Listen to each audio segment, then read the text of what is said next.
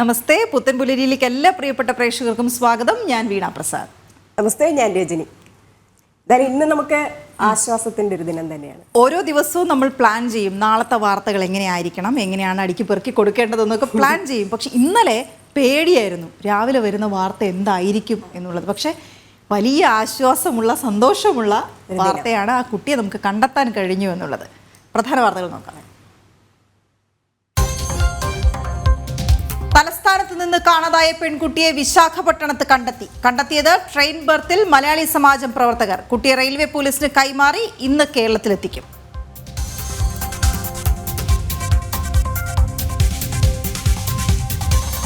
Hema committee report സർക്കാർ പൂഴ്ത്തിയതിന് കൂടുതൽ തെളിവുകൾ. റിപ്പോർട്ടിന്റെ വിശദാംശങ്ങൾ നിയമസഭയിൽ അവതരിപ്പിച്ചിട്ടും തുടർ നടപടി എടുത്തില്ല.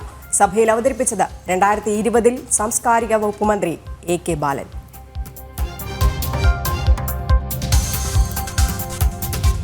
ബംഗാളിലെ യുവ ഡോക്ടറെ ബലാത്സംഗം ചെയ്ത് കൊലപ്പെടുത്തിയ സംഭവത്തിൽ കെട്ടണയാതെ പ്രതിഷേധം. കൊൽക്കത്തയിൽ ഇന്നും പ്രതിഷേധത്തിനൊരുങ്ങി ഡോക്ടർമാർ. നീതി ലഭിക്കും വരെ സമരമെന്ന് ഡോക്ടർമാർ. സ്വമേധയാ എടുത്ത കേസ് സുപ്രീം കോടതി ഇന്ന് പരിഗണിക്കും.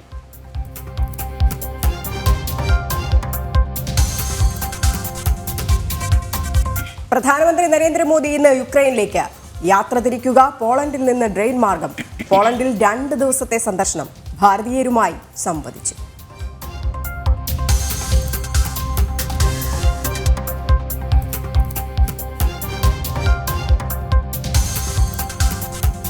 മോട്ടോർ വാഹന വകുപ്പ് സേവനങ്ങൾ സീഡിറ്റ് പിൻവലിക്കാൻ കാരണം കരാർ ലംഘനം.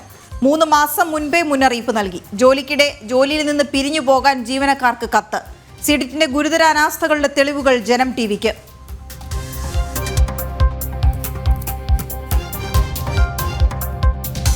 വയനാട് ദുരന്ത മേഖലകളിൽ പഠനം ആരംഭിച്ച് ജിയോളജിക്കൽ സർവേ ഓഫ് ഇന്ത്യ. ഉരുൾപൊട്ടലിന് ശേഷമുള്ള ഭൂവിനിയോഗ രീതിയിലും പഠനം. ദുരന്തത്തിൽ എല്ലാം നഷ്ടപ്പെട്ടവർക്ക് കൈത്താങ്ങായി വിദ്യാർത്ഥികൾ.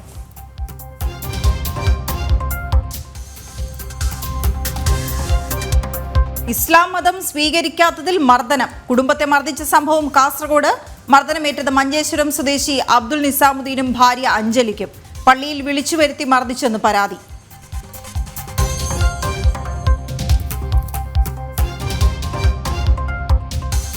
നമ്മൾ തുടക്കത്തിൽ സൂചിപ്പിച്ചിരുന്നു ആ പെൺകുട്ടിയെ കണ്ടെത്തിയ കാര്യം. 36 മണിക്കൂറാണ് അവൾ കാണാമറയത്ത് നിന്നത്. എങ്ങോട്ട് ഓടണം എന്ന് അറിയാൻ വയ്യാതെ പോലീസ് പരക്കം പായുന്നു. നാട്ടുകാർ അതിനേക്കാൾ ഉദ്വേഗത്തോടെ പരക്കം പായുന്നു. ട്രെയിനുകളിലാകെ RPF പരിശോധന നടത്തുന്നു. തെക്കോട്ടും വടക്കോട്ടുമുള്ള ട്രെയിനുകളെല്ലാം പരിശോധിക്കുന്നു. ഒടുവിൽ മറ്റ് സംസ്ഥാനങ്ങളുള്ളവർ കൂടെ ഈ പരിശോധനയ്ക്ക് നേതൃത്വം നൽകുന്ന കാഴ്ചയാണ് നമ്മൾ കണ്ടത്. അത് തന്നെയാണ് ഏറ്റവും അവസാനം ഒരു പരിസമാപ്തിയിലേക്ക് എത്തിയത്. കേരള സമാജത്തിന്റെ ആളുകളാണ് വിശാഖപട്ടണത്ത് വെച്ച് ഈ ട്രെയിനിൽ ഈ കുട്ടിയെ കണ്ടെന്നാണ്. അപ്പോൾ നമ്മളൊരു സംഭവം നടന്നു കഴിഞ്ഞാൽ എല്ലാവരും ഒറ്റക്കെട്ടായി നിൽക്കുമെന്നുള്ളൊരു കാര്യം ഒരിക്കൽ കൂടി തെളിയിച്ചിരിക്കുകയാണ് ഇന്നലത്തെ ഈ ഒരു സംഭവത്തിലൂടെ തന്നെ. ഇന്നലെ എല്ലാവരും ചോദിച്ചു എന്തുകൊണ്ടാണ് ഈ വാർത്തയിൽ ഇങ്ങനെ നിൽക്കുന്നത്. ഇങ്ങനെ നിന്നതുകൊണ്ട്, മാധ്യമങ്ങളിൽ തുടർച്ചയായി ആ കുട്ടിയുടെ ചിത്രം സംപ്രേഷണം ചെയ്തുകൊണ്ട് നിന്നതുകൊണ്ട്, വാട്സപ്പുകളിലൂടെ പ്രചരിച്ചതുകൊണ്ട് എല്ലായിടത്തു നിന്നുള്ള മലയാളികൾക്ക് ഈ വാർത്ത ലഭിക്കുകയും അങ്ങനെയാണ് ആ കുട്ടിയെ തിരിച്ചറിയാൻ കഴിയുകയും ചെയ്തത്. അത് ഈ കുട്ടിയെ കണ്ടെത്തുന്നത് വരെ ആ കുട്ടിയുടെ ചിത്രം കൊടുക്കേണ്ടത് നിർബന്ധമായിരുന്നതുകൊണ്ടാണ് കൊടുത്തത്. ഇനി മുതൽ അങ്ങോട്ട് അവൾക്ക് പേരോ അവളുടെ ഐഡൻറ്റിറ്റിയോ നമ്മൾ സംസാരിക്കാനോ പുറത്തു പറയാനോ പാടില്ല. അത് അവളുടെ സ്വകാര്യതയെ മാനിച്ചുകൊണ്ട് അങ്ങനെ നമുക്ക് മാറ്റി നിർത്താം. അല്ലേ, അസം സ്വദേശിനിയായ 13-കാരി ആണ് ഇനി അവൾ.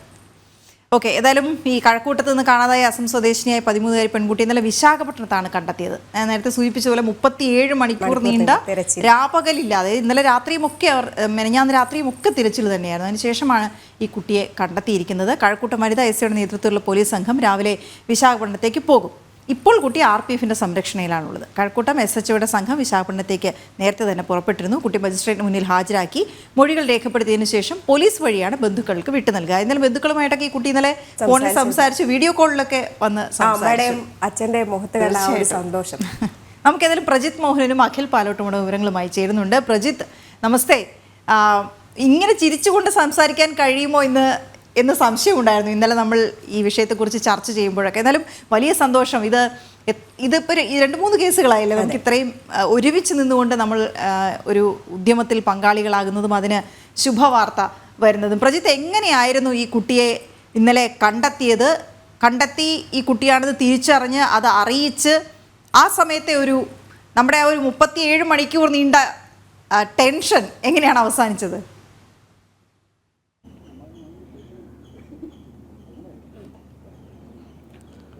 ഇരുവർക്കും ഗുഡ് മോർണിംഗ്.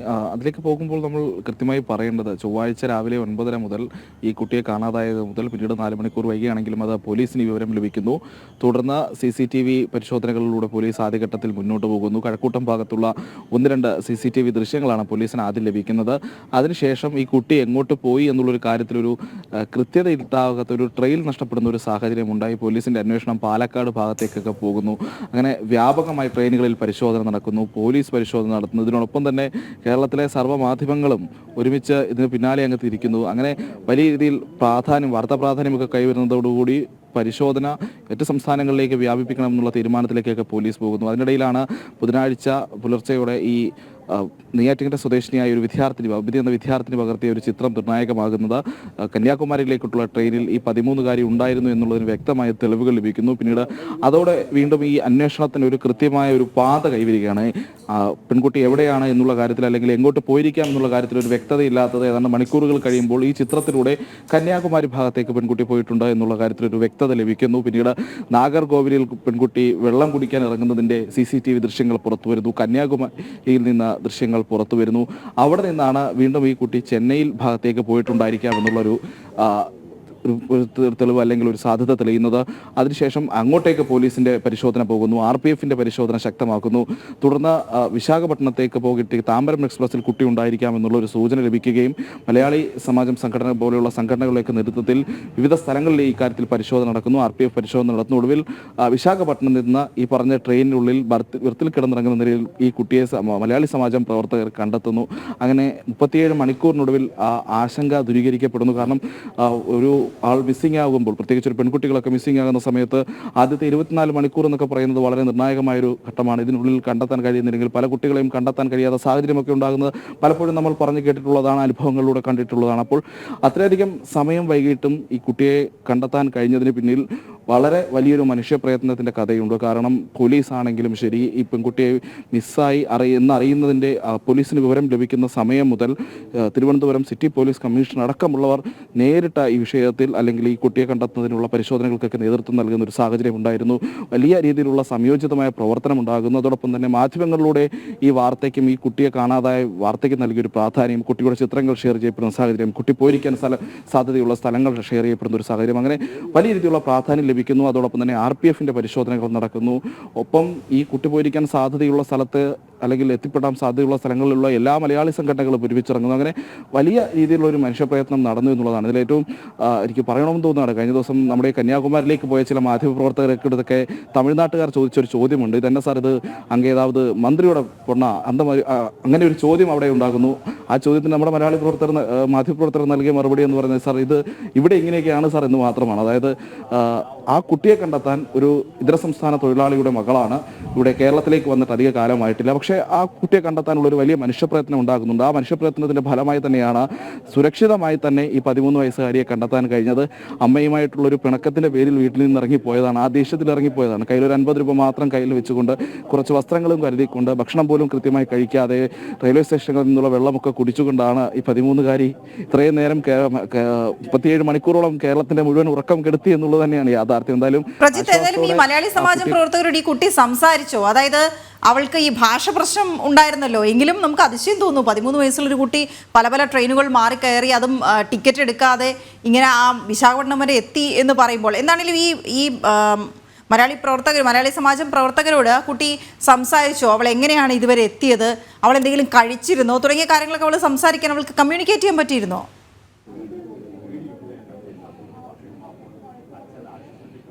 കുട്ടിക്ക് ഭാഷാ പ്രശ്നമുണ്ട്. പക്ഷെ നമുക്ക് മനസ്സിലാകുന്നതനുസരിച്ച് ഇവർ കുട്ടികളുടെ കുറച്ച് കാര്യങ്ങൾ ചോദിച്ചിരുന്നു. അതായത് അമ്മയോ പിണങ്ങി ആ ദേഷ്യത്തിൽ അവിടെ നിന്ന് പോയി, വീട്ടിൽ നിന്ന് പോയി എന്നുള്ളത് മാത്രമാണ്. പിന്നെ ഇവിടെ എങ്ങനെ എത്തിച്ചേർന്നു എന്നും അറിയില്ല. അങ്ങനെ ആ ഒരു രീതിയിലേക്ക് കുട്ടിക്ക് പിന്നീടുള്ള കാര്യങ്ങളിൽ ഒരു അവ്യക്തതയും ഒക്കെ ഉണ്ടായിട്ടുണ്ട്. കാരണം ആദ്യഘട്ടത്തിൽ വീട്ടിൽ നിന്ന് അമ്മയുമായി പിണങ്ങി ഇറങ്ങി പോയതാണെന്നുള്ള കാര്യത്തിൽ ഉറപ്പുണ്ട്. പക്ഷേ അതിനുശേഷം അങ്ങ് പോയി അങ്ങ് എത്തുകയായിരുന്നു എന്നുള്ളതാണ്. അതോടൊപ്പം ഈ കുട്ടിയെ കണ്ടെത്തുന്ന സമയത്തൊപ്പം കുറച്ച് സ്ത്രീകൾ ആ ട്രെയിനിൽ തന്നെ ഉണ്ടായിരുന്നു എന്നുള്ളത് പറയുന്നുണ്ട്. അതൊന്നും കൃത്യത ഒരു ഉറപ്പുവരുത്താൻ കഴിഞ്ഞിട്ടില്ല. പക്ഷേ കുട്ടിയെ കണ്ടെത്തി എന്നുള്ളതാണ്. എന്തായാലും അവരോട് കുട്ടി വീട്ടിൽ നിന്ന് ഇറങ്ങിപ്പോയെന്ന് പറയുന്നു. അതിനപ്പുറത്തേക്കുള്ള കാര്യങ്ങളൊന്നും കുട്ടിക്ക് കൃത്യമായി കമ്മ്യൂണിക്കേറ്റ് ചെയ്യാൻ കഴിഞ്ഞിട്ടില്ല എന്നുള്ളതാണ് നമ്മൾ മനസ്സിലാക്കുന്നത്. അതൊരു ഇടയ്ക്കൊരു ആശങ്ക ഉണ്ടാക്കിയ കാര്യമാണ്. അതായത് ഈ കുട്ടിയെ കണ്ടെത്തി അവളോട് ഈ കാണാതായ കുട്ടിയാണ് എന്ന് തിരിച്ചറിഞ്ഞ് അത് സംസാരിക്കുമ്പോൾ ചുറ്റും ഉണ്ടായിരുന്ന ചിലർ അല്ല ഇത് ഞങ്ങളുടെ കൂടെയുള്ള കുട്ടിയാണ് എന്ന് അവകാശപ്പെട്ടിരുന്നു എന്ന് പറയുന്ന ആ ഒരു ഘട്ടത്തിലേക്ക് ഒരു പക്ഷേ എത്തിയിരുന്നു. ഒരു അല്പസമയം കൂടി കഴിഞ്ഞിരുന്നെങ്കിൽ ഒരു പക്ഷെ അവളെ നമുക്ക് നഷ്ടപ്പെട്ടേനെ. അസം സ്വദേശികളുടെ കൂടെയാണ് അവൾ യാത്ര ചെയ്തത് പോലും.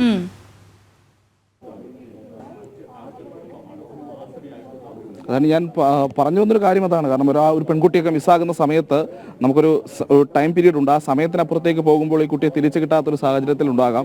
കാരണം വേറെ എവിടെയെങ്കിലും ഒക്കെ ആയിരുന്നെങ്കിൽ ഒരു പക്ഷേ ഇത്രയധികം അന്വേഷണങ്ങളൊന്നും ഈ കുട്ടിയുടെ കാര്യത്തിൽ നടക്കാനുള്ള സാധ്യതയും ഉണ്ടായിരുന്നില്ല. കാരണം ഒരു ഇതര സംസ്ഥാന തൊഴിലാളിയുടെ മകളാണ്, കേരളത്തിലേക്ക് അവർക്ക് അധികം ബന്ധങ്ങളില്ല, വന്നിട്ട് ഒരു മാസം മാത്രമേ ആകുന്നുള്ളൂ. മറ്റൊരു സ്ഥലത്തായിരുന്നെങ്കിൽ ഒരു പക്ഷേ ഇന്ന് ആ കുട്ടിയെ തിരിച്ചു കിട്ടാത്തൊരു സാഹചര്യമൊക്കെ ഉണ്ടാകാനുള്ള എല്ലാ സാധ്യതയും ഉണ്ടായിരുന്നു. എന്തായാലും ഈ സ്ത്രീകൾ പറഞ്ഞത് ഇത് തങ്ങളുടെ ഒപ്പമുള്ള കുട്ടി ആണ് എന്നുള്ളതാണ്. അങ്ങനെയെങ്കിൽ ഒരു പക്ഷേ ആ സ്ത്രീകൾക്ക് ആ കുട്ടിയെ കൊണ്ടുപോകാനോ അല്ലെങ്കിൽ മറ്റെന്തെങ്കിലും ഉദ്ദേശങ്ങളൊക്കെ ഉണ്ടായിരുന്നിരിക്കാം. എന്തായാലും സംയോജിതമായി ആ സമയത്ത് ഒരു വിധി എന്നതുപോലെ തന്നെ പറയാം, ആ കുട്ടിയുടെ അടുത്തേക്ക് ഈ മലയാളി സമാജം പ്രവർത്തകർ എത്തുന്നു, ബർത്തിൽ കിടന്നുറങ്ങുന്ന ഈ കുട്ടിയെ കണ്ടെത്തുന്നു എന്നുള്ളതാണ് ആ ഘട്ടത്തിൽ ഏറ്റവും ആശ്വാസകരമായ. ആശ്വാസകരമായ വാർത്ത തന്നെയാണ്. പ്രജിത്തിന്റെ കൂടെ അഖിൽ പാലോട്ടുമടം കൂടെ നിൽക്കുന്നുണ്ട്. അഖിൽ, നമ്മൾ ഈ മാധ്യമ ലോകം ഒന്നടങ്കം വാർത്തയുടെ പിറകെ പോയി. നേരത്തെ പ്രജിത്ത് പറഞ്ഞതുപോലെ തന്നെ അപ്പോൾ അവിടുത്തെ തമിഴ്നാട്ടിലെ ജനങ്ങളൊക്കെ തന്നെ ചോദിക്കുന്ന ഒരു ചോദ്യമുണ്ടായിരുന്നു, എന്താണ് ഒരു കുട്ടി കാണാതായിട്ട്, അതും അന്യഭാഷ സ്വദേശിയായ ഒരു കുട്ടി, ആ കുട്ടിയെ കാണാതായിട്ട് എന്തിനാണ് ഇത്രയധികം ആളുകൾ ഇതിൻ്റെ പിറകെ വരുന്നതെന്ന്. ഇവിടെ ഇങ്ങനെയാണ്, കേരളത്തിൽ ഇങ്ങനെയാണ്, എന്തെങ്കിലും ഒരു സംഭവം നടന്നു കഴിഞ്ഞാൽ എല്ലാവരും ഒറ്റക്കെട്ടായിട്ട് തന്നെ നിൽക്കും എന്ന് വീണ്ടും തെളിയിച്ചിരിക്കുകയാണ്. മറ്റൊന്ന്, ഇനി നമുക്കറിയേണ്ടത് ഈ കുട്ടിയെ എപ്പോൾ നാട്ടിലെത്തിക്കും, മാതാപിതാക്കളുടെ കയ്യിൽ സുരക്ഷിതമായിട്ട് എത്തിക്കും എന്നുള്ള കാര്യമാണ്. കേരള പോലീസ് വിശാഖപട്ടണത്തേക്ക് തിരിച്ചോ?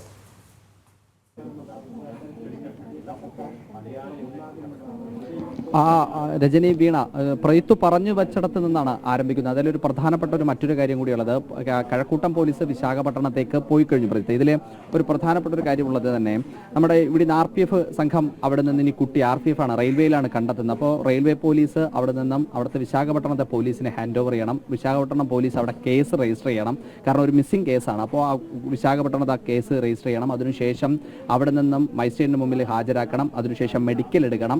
മെഡിക്കൽ എടുത്തതിന് ശേഷം എവിടെയെങ്കിലും ഒരു മിസ്സിംഗ് കേസ് രജിസ്റ്റർ ചെയ്തിട്ടുണ്ടോ എന്നുള്ള ഒരു ഇൻഫർമേഷൻ കിട്ടണം. അപ്പോൾ എന്തായാലും വിശാഖപട്ടണത്തിലുള്ള പോലീസുമായി കേരള പോലീസ് സംസാരിച്ചിട്ടുണ്ട്. അപ്പോൾ ഇവിടുത്തെ പോലീസ് അവിടെ എത്തി. അവിടെ എത്തിയതിനു ശേഷം കുട്ടിയെ സ്വീകരിച്ചതിനു ശേഷം വീണ്ടും മെഡിക്കൽ എടുക്കും. കാരണം കുട്ടിയെ കിട്ടുന്നതിനനുസരിച്ച് അവർ വീണ്ടും കേരള പോലീസ് അവിടെ ഒന്നുകൂടി മെഡിക്കൽ എടുത്തതിനു ശേഷമായിരിക്കും കേരള പോലീസ് തിരിച്ച് കേരളത്തിലേക്ക് എത്തുക. കേരളത്തിലെത്തി ആ കുട്ടിയെ ഇവിടെ എത്തിയതിനു ശേഷം ആദ്യം ചെയ്യുക കൗൺസിലിങ്ങിന് വിധേയമാക്കും എന്നതാണ് നമുക്ക് അറിയാൻ സാധിക്കുക. കൗൺസിലിംഗിൽ വിധേയമാക്കാൻ സ്റ്റേഷനിൽ എത്തിക്കുമ്പോൾ തന്നെ മാതാപിതാക്കളെ കാണിക്കുന്നു, അവരുമായി സംസാരിക്കുന്നുണ്ടാവും. അതിനുശേഷമായിരിക്കും കൗൺസിലിങ്ങിന് ആ കുട്ടിയെ ഏർപ്പെടുത്തുക. അതിനുശേഷമായിരിക്കും തുടർ നടപടികൾ സ്വീകരിക്കുക. ഇതിലൊരു പ്രധാനപ്പെട്ട ആ കുട്ടിയുടെ ഇനിയുള്ള വരവ് അങ്ങനെയായിരിക്കും, അതിന്റെ ഒരു പ്രൊസീജിയർ ഉണ്ടാവുക. ഇതിൽ ഈ കുട്ടിയെ എത്തിക്കുന്നത് എങ്ങനെയായിരിക്കും? കാരണം വിമാനത്തിൽ കൊണ്ടുവരികയാണെങ്കിൽ ഒരു പക്ഷേ ഇന്ന് തന്നെ എത്തിക്കാൻ കഴിയും, അല്ലെങ്കിൽ പക്ഷേ ട്രെയിൻ മാർഗമാണെങ്കിൽ ഇന്ന് എന്തായാലും കുട്ടി എത്താനുള്ള സാധ്യതയില്ല. അപ്പോൾ അതിന് നിലവിലത്തെ സാഹചര്യത്തിൽ ഇന്ന് ദിവസത്തെ ഈ കുട്ടിയെ തിരിച്ച് കേരളത്തിൽ എത്തിക്കാനുള്ള സാധ്യതയുണ്ടോ, അതോ നാളത്തേക്ക് അത് മാറുമോ? എന്താണല്ലോ അതിൻ്റെ ഒരു അത് ഇപ്പോൾ നമുക്ക് പോലീസുകാരുമായി സംസാരിക്കുന്ന സമയത്ത് പോലീസ് അവിടെ എത്തിയതിനു ശേഷം കേരള സർക്കാർ നൽകുന്ന, ജില്ലാ ഭരണകൂടം നൽകുന്ന ഇൻഫർമേഷൻ അനുസരിച്ചിട്ട് അതിവേഗം കുട്ടിയെ എത്തിക്കാനാണ് നിർദ്ദേശമെങ്കിൽ വിശാഖപട്ടണം എയർപോർട്ടിൽ നിന്ന് തന്നെ നേരെ തിരുവനന്തപുരം എയർപോർട്ടിലേക്ക് എത്തും. ആ എയർപോർട്ടിലേക്ക് എത്തുമ്പോൾ ഇപ്പോൾ നമുക്ക് കാണുന്നത് പോലെ അവർ ആ കുട്ടിയുടെ കുടുംബം ഇപ്പോൾ വാതിൽ തുറന്ന് അവർ വരുന്ന ദൃശ്യങ്ങൾ കാണുന്നുണ്ട്. നമ്മൾ ആദ്യം അതിപ്പോൾ കൺ തുറന്ന് കാണുന്നത് കേരളത്തിലെ മാധ്യമങ്ങൾ അവരുടെ കുട്ടിയെ സംരക്ഷിച്ചു പിടിക്കാൻ അല്ലെങ്കിൽ അവരെ കുട്ടിയെ കണ്ടെത്തുന്നതിലേക്കുള്ള പ്രയത്നത്തിൽ അവരോടൊപ്പം നിന്ന അവരുടെ ആ കുടുംബം കണ്ട മലയാള മാധ്യമങ്ങളെ തന്നെ അവർ വീണ്ടും ആ പ്രതീക്ഷയുടെ വാതിൽ തുറന്നവർ വീണ്ടും പുറത്തേക്ക് വരുമ്പോൾ, മകളെ ലഭിച്ചു എന്ന സന്തോഷത്തിന്റെ ആ വാതിൽ തുറന്നകത്തേക്ക് വരുമ്പോൾ അവർ വീണ്ടും കാണുന്നത് എന്നതാണ് അവർക്ക് സന്തോഷം പകരുന്ന മറ്റൊരു കാര്യം. നേരത്തെ ഞാൻ സൂചിപ്പിച്ചു വെച്ചതുപോലെ തന്നെ കുട്ടിയെ അവിടെ നിന്ന് വിശാഖപട്ടണം എയർപോർട്ടിൽ നിന്നും ഒന്നി തിരുവനന്തപുരം വിമാനത്താവളം വഴി കൊണ്ടുവരാനുള്ള ഒരു സാധ്യതയുണ്ട്. അല്ല എന്നുണ്ടെങ്കിൽ റെയിൽ മാർഗം തന്നെയായിരിക്കും കുട്ടിയെ എത്തുക. കാരണം ആ റെയിൽ മാർഗമാണ് എത്തിക്കുന്നത് എങ്കിൽ ഏകദേശം ഒരു ദിവസം ഇനിയും പിന്നിട്ട് കുട്ടി നാളെയോടെ കൂടിയായിരിക്കും കേരള പോലീസുമൊത്ത് കേരളത്തിൽ എത്താനുള്ള ഒരു സാധ്യത നിൽക്കുന്നത്. അതിൽ മറ്റൊരു പ്രധാനപ്പെട്ട ഒരു കാര്യമുണ്ട്. ഇത് ഈ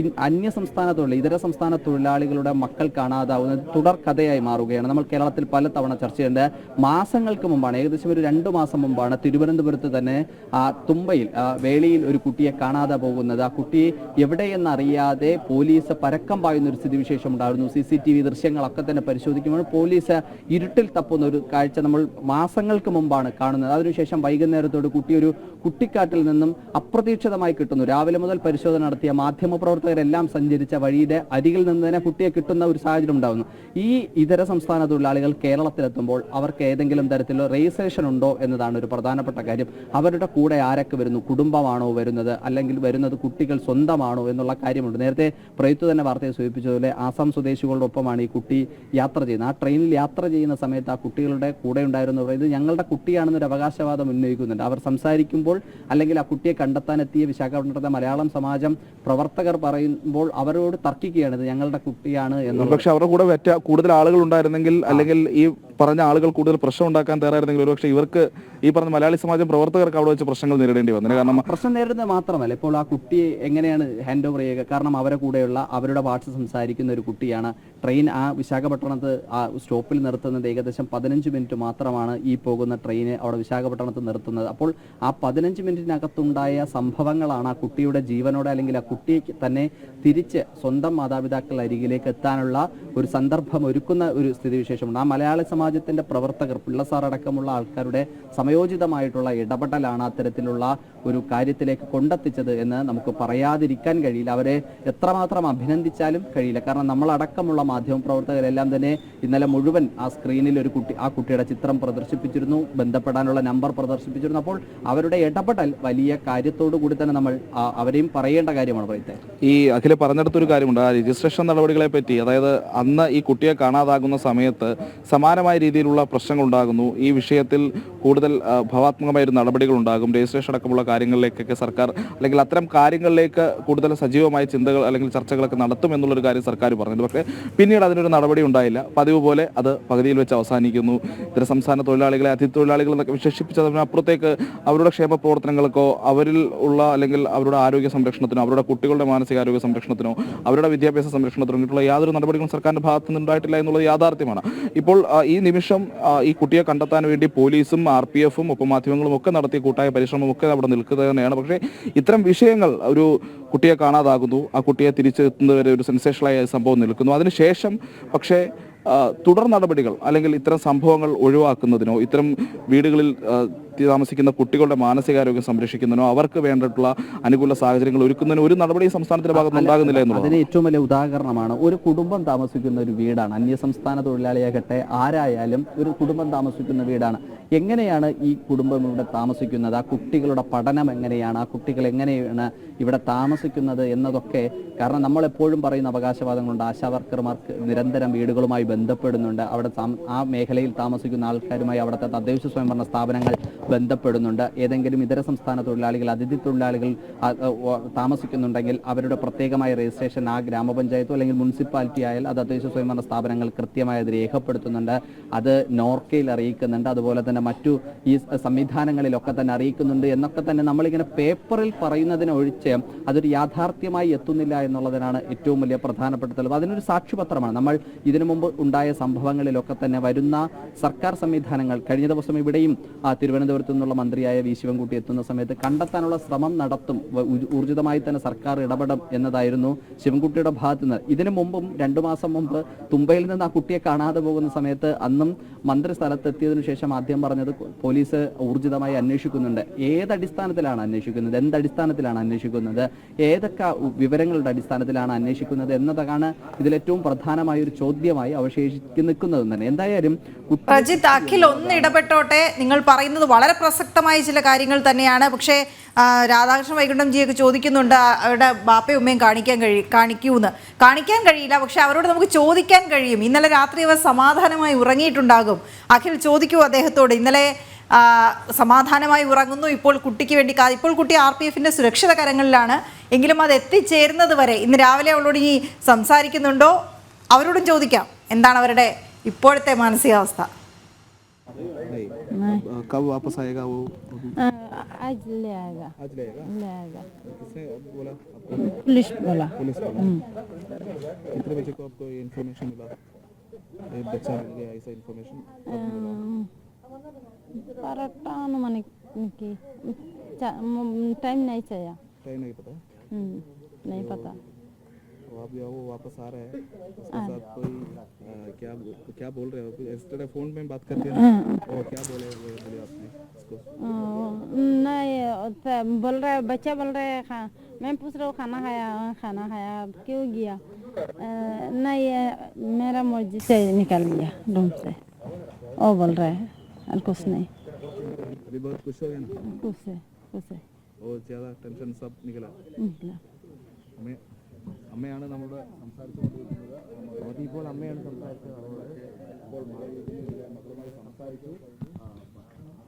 കഴിച്ചോ എന്ന് ചോദിച്ചു. കഴിച്ചോ എന്ന് പറഞ്ഞു. ഇപ്പോൾ അമ്മ സംസാരിച്ച പുറത്തായി കുട്ടിയുടെ പിതാവും മാധ്യമങ്ങളോട് സംസാരിക്കുന്നത്. കൂടുതൽ കാര്യങ്ങൾ അവതരിപ്പിക്കുന്ന ആളല്ല. ഓക്കെ.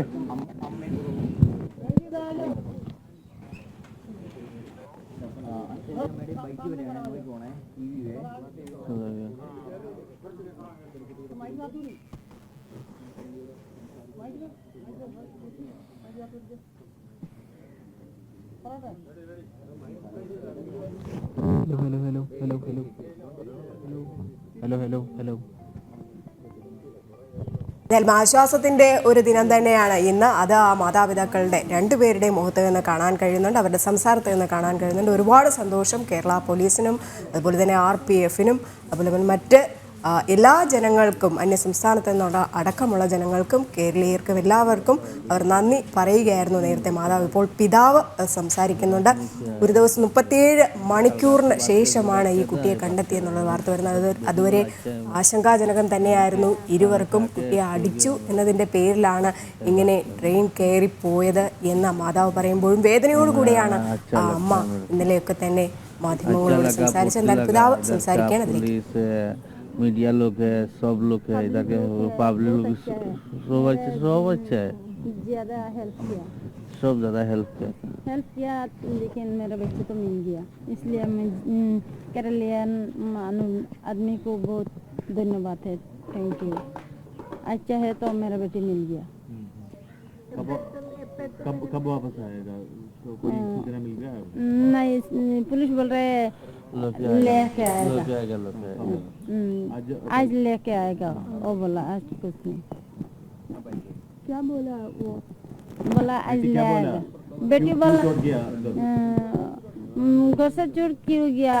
और मैं पूछा अम्मा तुम डट रहे हो इसलिए, और कुछ नहीं। क्या बोला? अब क्या बोले? मैं बोला तो तू मेरा बेटी है, मैं तो माँ हूँ, मैं तो डांटेगा, बदमाशी करेगा तो डांटेगा, इसलिए घर छोड़ देता क्यों? नहीं ऐसा नहीं बोला। फिर मारेगी कि वो घर छोड़ा? वो बात है यार कुछ नहीं। कैसे आने के बाद आपके क्या करूँगा? उसको क्या बोलेगा? वो आने के बाद, घर से आने के बाद आने से बाद तो समझाएगा अच्छे से, देखेगा क्या करेगा। मेरा मतलब है मैं जाएगा गाँव चले जाएगा। असम वापस जाएगा? कब? बच्चा मिलने के बाद। क्यों आप वापस गए? दोबारा ऐसा गलती करेगा तो कहाँ ढूंढो? अब साथ है तो मिल गया, अब ढूंढेगा तो मिलेगा कि नहीं मिलेगा। वो और मेरा बॉय है, बच्चा है ना, तो 13 साल का लड़की मेरा किस गांव के लिए तो जवान बच्चा है ना। आप लोग बोलेगा का आप इधर रुकने के बाकी पूरा फैमिली वापस जाएगा? पूरा फैमिली वापस जाऊंगी? पूरा आप जाएगा? काम छोड़कर जाएगा। और आपका कोई अफसोस है? अफसोस है, लेकिन तो मेरा इज्जत गया, बच्चा तो घर छूट गया तो प्रॉब्लम हो गया ना, करियर खराब हो गया बच्चा, इसलिए मेरा शादी वगैरह देते हमारा गाँव मान से खराब बोलेगा, आदमी खराब बोलेगा, वो मेरा इज्जत सम्मान सब तो गया। क्या करूँ? बेटा बाहर जाएगा तो इज्जत नहीं जाएगा, बेटी जाएगा तो मान सम्मान जाएगा ना, इसलिए।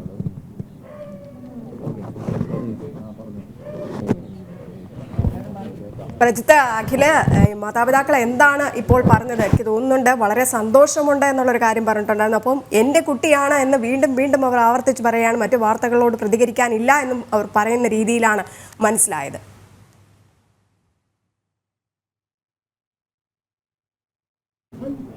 കുട്ടികളോട് കുട്ടി പോയതിൽ വലിയ സങ്കടമുണ്ട്, തിരിച്ചു വരുന്നതിൽ ആശ്വാസമുണ്ട്. പക്ഷേ പ്രജിത്തിനും അഖിലിനും കേൾക്കാൻ കഴിയുമെന്ന് കരുതുന്നുണ്ട്. പ്രജിത്ത്, അഖിൽ, അവർ രണ്ടുപേരും, മാതാപിതാക്കൾ രണ്ടുപേരും ഇപ്പോൾ സംസാരിച്ചിട്ടുണ്ടായിരുന്നു. അവരെന്താണ് പറഞ്ഞത്?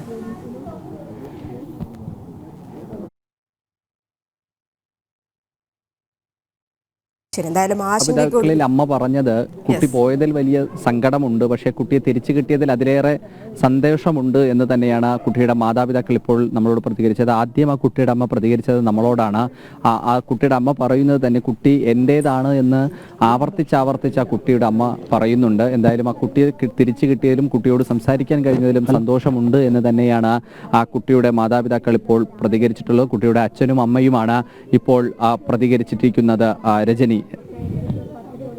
ഓക്കെ, നമുക്ക് അഖിലും പ്രജിത്തും അവിടെ തുടരുകയാണ്. പക്ഷെ നമുക്ക് വളരെ പെട്ടെന്ന് ഒരു കമേഴ്ഷ്യൽ ബ്രേക്ക് എടുക്കേണ്ടതുണ്ട്. ബ്രേക്ക് എടുത്ത് തിരിച്ചു വരാം. ഇടവേള.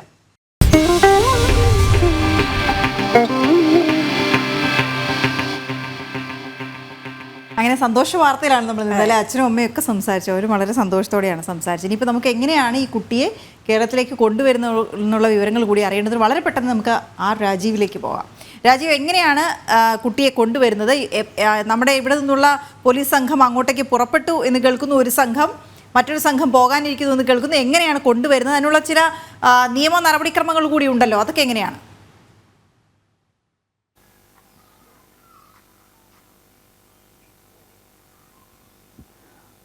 വീണ, രജനി, ഏതായാലും കഴിഞ്ഞ ദിവസമാണ് കുട്ടിയെ കണ്ടെത്തി എന്നുള്ള വിവരം പോലീസിന് ലഭിക്കുന്നത്.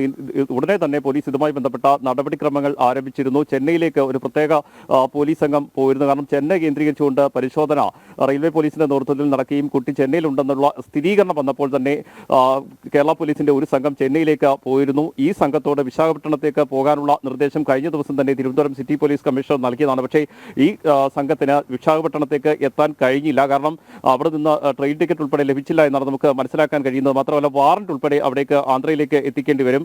കാര്യം RPF ഈ കുട്ടിയെ ആന്ധ്ര പോലീസിനെ കൈമാറിയിട്ടുണ്ട്. അതുകൊണ്ട് തന്നെ ഇവിടെ നിന്നുള്ള കേസിന്റെ വിശദാംശങ്ങൾ ഉൾപ്പെടെ ആന്ധ്ര പോലീസിന് കൈമാറി വേണം കുട്ടിയെ ഏറ്റുവാങ്ങാൻ. അതുകൊണ്ട് പ്രത്യേക സംഘം തിരുവനന്തപുരത്ത് നിന്ന് വീണ്ടും അവിടേക്ക് തിരിച്ചിട്ടുണ്ട്. ഇന്ന് പുലർച്ചെ തന്നെയാണ് തിരുവനന്തപുരത്ത് നിന്ന് വിശാഖപട്ടണത്തേക്ക് പോലീസ് സംഘം തിരിച്ചിരിക്കുന്നത്. ഇന്ന് രാത്രിയോടുകൂടി അവർ അവിടെ എത്തും.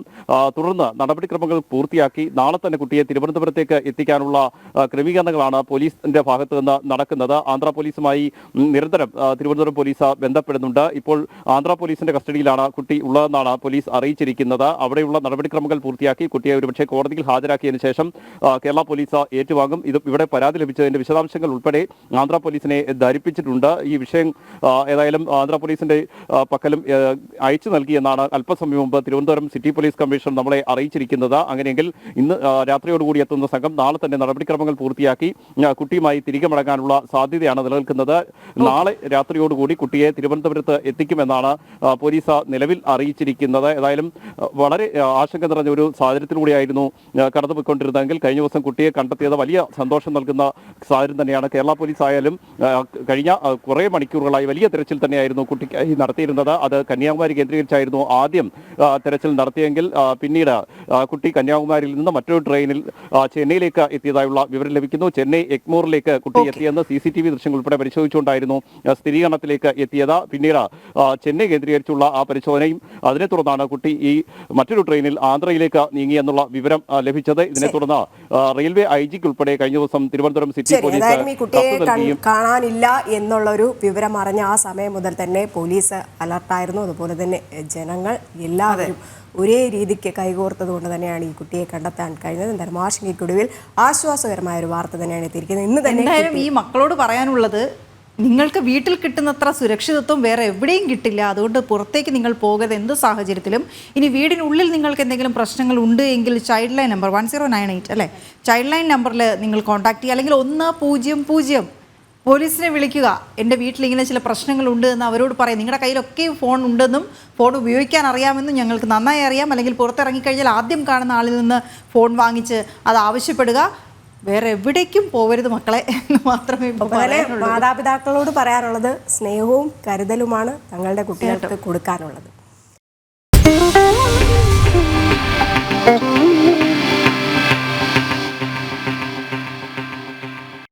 ഇനി നമ്മൾ പോകുന്നത് 2 കൊച്ചു മിടുക്കികളെ പരിചയപ്പെടാനാണ്. കൊച്ച് എന്ന് പറയുമ്പോഴും വലിയ കാര്യമാണ് അവർ ചെയ്തിരിക്കുന്നത് എന്നുള്ളതാണ്.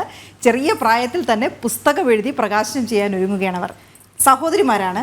2 പേരും ഓരോ പുസ്തകം എഴുതിയിരിക്കുന്നു.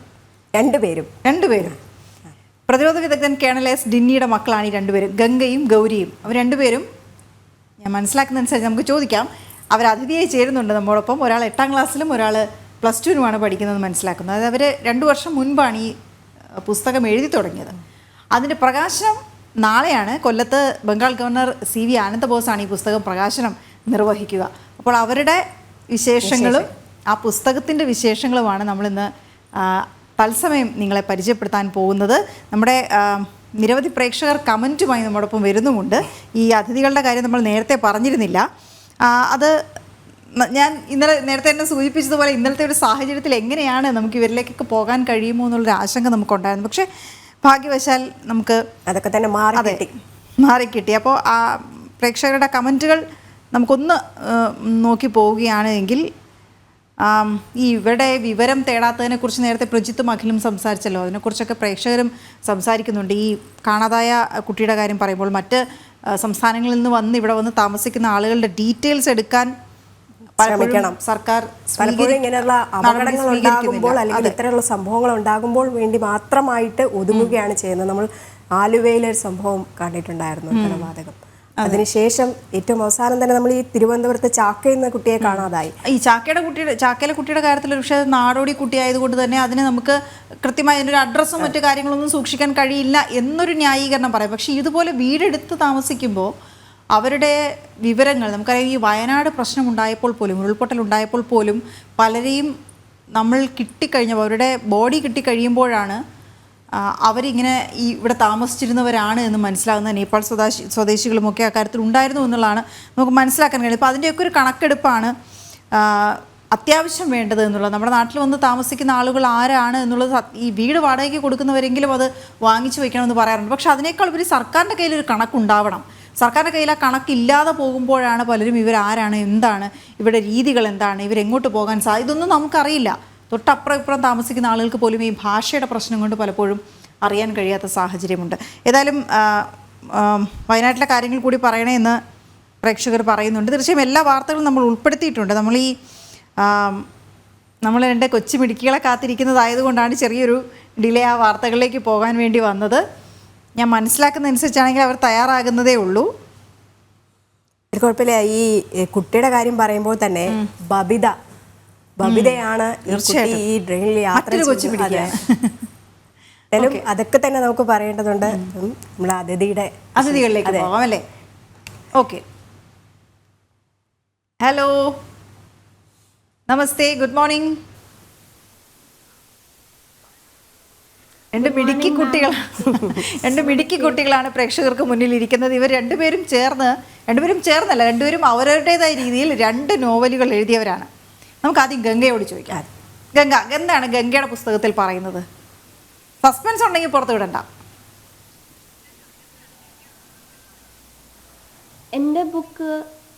എൻ്റെ ബുക്ക് ഞാൻ എൻ്റെ ഡോഗിനെ ബേസ് ചെയ്തായിരുന്നു എഴുതിയത്. അപ്പോൾ ഈ ഡോഗ് എന്ന് പറയുമ്പോൾ ഭയങ്കര ഒരു ഹ്യൂമൻ ബീങ്സിന് വേണ്ടപ്പെട്ടായിട്ടുള്ളൊരു ക്രീച്ചറാണ്. പക്ഷെ കുറേ പേർക്ക് അത് മനസ്സിലാവത്തില്ല. അപ്പോൾ ഞാൻ 7th സ്റ്റാൻഡേർഡിൽ എഴുതാൻ തുടങ്ങിയപ്പോൾ ആ സമയത്ത് ഞാൻ ഭയങ്കര വലിയൊരു ഡോഗ് ലവറായിരുന്നു.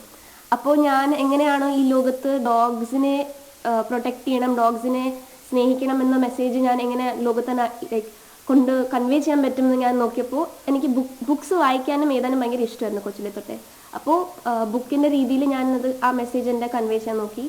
ആൻഡ് എൻ്റെ വീട്ടിലിരിക്കുന്ന ഡോഗിനെ ബേസ് ചെയ്ത് തന്നെയായിരുന്നു ഞാൻ സ്റ്റോറി മൊത്തം എഴുതിയത്. അപ്പം ആ ഡോഗിനെ ഇങ്ങനെ അവരുടെ ഫാമിലി അബാൻഡൻ ചെയ്തു വിട്ടിട്ട് നമുക്ക് കിട്ടിയതാണ്. നമ്മൾ പിന്നെ അഡോപ്റ്റൊക്കെ ചെയ്ത് പിന്നെ നമ്മളുടെ കൂടെ ഒത്തിരി കാലം ഉണ്ടായിരുന്നു. അപ്പം ആ ഡോഗിൻ്റെ ലൈഫ് എന്ന് പറയുമ്പോൾ ഭയങ്കര ഒരു സെൽഫ്ലെസ് ആയിട്ടുള്ള ഒരു ഡിവോട്ടഡ് ആയിട്ടുള്ള ലൈഫായിരുന്നു. അപ്പോൾ അതിൻ്റെ മെസ്സേജ് ഞാൻ ലോകത്ത് അറിയിക്കാൻ വേണ്ടിയാണ് ഈ ബുക്ക് എഴുതിയത്. ഓക്കെ, ഇനി നമുക്ക് ഗൗരിയുടെ പുസ്തകത്തെക്കുറിച്ച് ചോദിക്കാം. ഗൗരിയുടെ പുസ്തകം ഇതിനെക്കുറിച്ചാണ് പറയുന്നത്.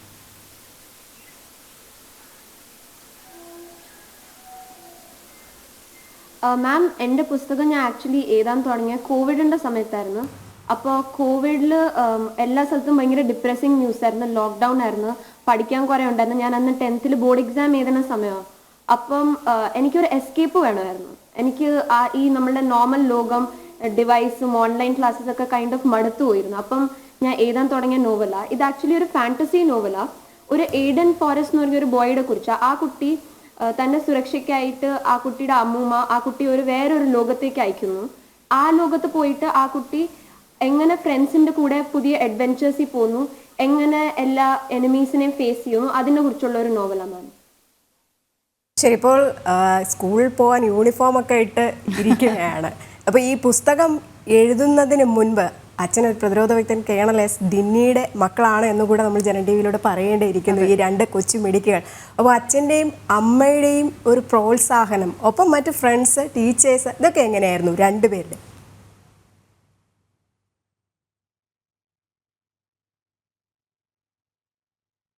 മാം, പപ്പയും മമ്മിയും നന്നായിട്ട് സപ്പോർട്ട് ചെയ്തിട്ടുണ്ടായിരുന്നു സ്റ്റാർട്ടിങ് തൊട്ടേ. പപ്പ എപ്പോഴും എൻകറേജ് ചെയ്യും നമ്മളെ എഴുതാൻ. ആൻഡ് നമ്മൾ എഴുതുന്നെല്ലാം പപ്പ വായിച്ചിട്ട് പപ്പയുടെ അഭിപ്രായം പറയുകയും ചെയ്യും. മമ്മി ആണെങ്കിൽ നമ്മൾ എഴുതി കഴിഞ്ഞിട്ട് ഫുള്ള് ടൈപ്പ് ചെയ്ത് തന്നത് മമ്മിയായിരുന്നു. മമ്മി കുറേ നേരം ഇരുന്ന് ലാപ്ടോപ്പിൻ്റെ ഫ്രണ്ടിൽ ഇരുന്ന് ഫുൾ നമ്മൾ പഠിത്തത്തിൻ്റെ ഇടയിലും ഒക്കെ മമ്മിയായിരുന്നു ടൈപ്പ് ചെയ്ത് തന്നെ. ആൻഡ് മാം, ഗംഗയാണെങ്കിലും ഞാനെല്ലാം എൻ്റെ സ്റ്റോറീസ് ഒക്കെ വായിച്ചിട്ട് ഗംഗയാണ് കേൾപ്പിക്കുന്നത്. അപ്പോൾ ഫ്രണ്ട്സ് ആയാലും പേരൻസ് ആയാലും എല്ലാവർക്കും വലിയ റോളുണ്ട് മാം ഈ ബുക്ക് പബ്ലിഷ് ചെയ്യുന്നതിനും. മോളെ ഗൗരി, അപ്പോൾ മോളെ ഒരുപാട് മറ്റ് കഥകളും എഴുതിയിട്ടുണ്ട് എന്നാണ് അപ്പോൾ അതിൽ നിന്ന് മനസ്സിലാവുന്നത്. ഇത് ആദ്യത്തെ പുസ്തകമല്ല അല്ലേ? പുസ്തകം ആദ്യത്തെ ആയിരിക്കാം, പക്ഷെ കഥ ആദ്യത്തേതല്ല.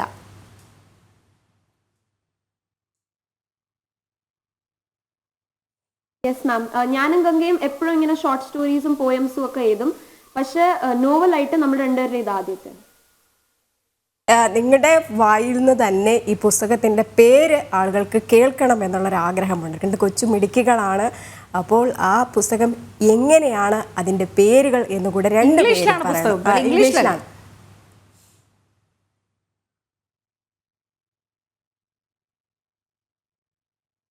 എൻ്റെ പുസ്തകത്തിൻ്റെ പേര് പോ പ്രിൻസ് എന്നാണ്. ആൻഡ് എൻ്റെ പുസ്തകത്തിൻ്റെ പേര് ദ സിൻഡൂരൻ ലെജൻഡ് എന്നാണ്. ഗംഗ മോളെ, ഇത് പുസ്തകമാകും, ഒരു നോവലായി വരും. നോവൽ എന്ന് പറയുമ്പോൾ കുറച്ച് അധികം നീട്ടി എഴുതണമല്ലോ. അപ്പോൾ ഇതൊരു നോവലായി വരും എന്ന് മോൾക്ക് ഇത് എഴുതി തുടങ്ങുമ്പോൾ തോന്നിയിരുന്നോ? ഇങ്ങനെ നീണ്ടു പോകും എന്നൊരു, അതോ അങ്ങനെ അത്രയും എഴുതാനുണ്ട് എൻ്റെ മനസ്സിലെന്ന് വിചാരിച്ച് അങ്ങനെ എഴുതി പോയതാണോ?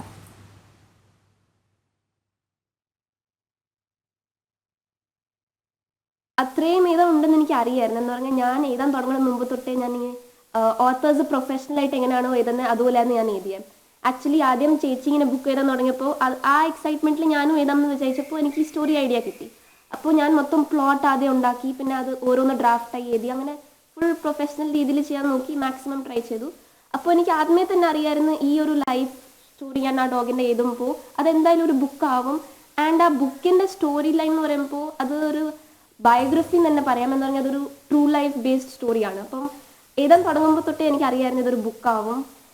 ആൻഡ് ഈ ബുക്കിനെ ഇൻഫ്ലുവൻസ് ചെയ്യാൻ പറ്റുവാണെങ്കിൽ അതായിരിക്കും അതിന് ഏറ്റവും വലിയ പേർപ്പസ്. യെസ്, അങ്ങനെ തന്നെയാണ്. കാരണം എല്ലാ എഴുത്തുകാരും പറയുന്നത് തങ്ങൾ എഴുതുന്നത് ആർക്കെങ്കിലുമൊക്കെ അത് ഇപ്പം പറഞ്ഞതുപോലെ തന്നെ ഇൻഫ്ലുവൻസ് ആകണം എന്നുള്ളത്. നമുക്ക് ഗംഗയിലേക്ക് എത്തിക്കഴിഞ്ഞാൽ ഈ കൊറോണ സമയത്താണ് എഴുത്തിൻ്റെ പണിപ്പുരയിലേക്ക് കടക്കുന്നതെന്ന് പറയുന്നത്. കാരണം മിക്ക ആളുകളും, കൊച്ചുകുട്ടികളടക്കം പല രീതിയിലുള്ള വൈഭവങ്ങൾ അവരൊക്കെ തന്നെ കാണിച്ചു തുടങ്ങിയത് ഈ കൊറോണ ടൈമിലായിരുന്നു. കുറേ സമയമുണ്ടായിരുന്നു ആ ഒരു സമയത്ത് എഴുതുന്നതിന് വേണ്ടിയിട്ട്.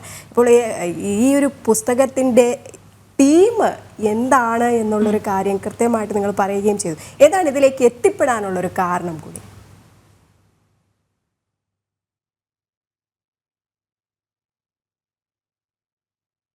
മാം, എൻ്റെ കാര്യം പറയുമ്പോൾ ഞാൻ ചെറുതിലോട്ട് ഒരു ഹാരി പോട്ടർ ഫാനായിരുന്നു. പിന്നെ ഇങ്ങനത്തെ ഫാൻറ്റസി നോവൽസ് ഒക്കെ എനിക്ക് ഭയങ്കര ഇഷ്ടമായിരുന്നു. അപ്പോൾ ഇത് വായിച്ചുകൊണ്ടിരുന്നപ്പോഴാണ് ഞാൻ ഒരു എറഗോൺ എന്ന് പറഞ്ഞൊരു ബുക്ക് വായിച്ചിരുന്നത്. ആ ബുക്ക് എഴുതിയത് ക്രിസ്റ്റഫർ പൗലിനി എന്ന് പറഞ്ഞൊരു 16-year-old ബോയാണ്. അത് വായിച്ചപ്പോഴാണ് എനിക്ക് കത്തിയത്. എന്ന് വെച്ചാൽ റൈറ്റിംഗ് ഇങ്ങനത്തെ ഒരു പ്രൊഫഷൻ, അതിനൊരു ഏജ് ലിമിറ്റ് ഇല്ല. അത് ഏറ്റവും വയസ്സായ ആൾക്കാർ തൊട്ട് ഏറ്റവും കുഞ്ഞു ആൾക്കാർക്ക് വരെ എഴുതാം. അപ്പോഴാണ് മാം ഞാൻ എൻ്റെ ഒരു നോവൽ തനിയെ എഴുതാമെന്ന് വിചാരിച്ചിരുന്നത്. ഇതിപ്പോൾ നാളെ ഗവർണർ CV ആനന്ദബോസാണ് ഇത് പ്രകാശനം ചെയ്ത മോളെ. അത് കഴിയുമ്പോൾ നിങ്ങൾ രണ്ടുപേരും വലിയ എഴുത്തുകാരായി മാറുകയാണ്, അറിയപ്പെടുന്നവരായി മാറാൻ പോവുകയാണ്. ഒരുപാട് പേര് നിങ്ങളുടെ പുസ്തകങ്ങൾ ഇതുവരെ പപ്പയും മമ്മി അല്ലെങ്കിൽ നിങ്ങളുടെ സുഹൃത്തുക്കൾ മാത്രമാണ് ഇത് വായിച്ചിരുന്നത് എങ്കിൽ നാളെ മുതൽ എല്ലാവരും ഈ പുസ്തകം വാങ്ങി വായിക്കാൻ പോവുകയാണ്. അതൊരു ഒരു എഴുത്തുകാരി എന്ന് പറയുമ്പോൾ അവർക്കൊരു സോഷ്യൽ കമ്മിറ്റ്മെൻറ്റ് കൂടിയുണ്ട് അല്ലേ? അപ്പോൾ ഇനിയും എഴുതണം, ആ എഴുത്തുകളിൽ അത് വരണം, അങ്ങനെയുള്ള ചിന്ത കൂടിയുണ്ടോ? ഇനി എഴുതുമോ?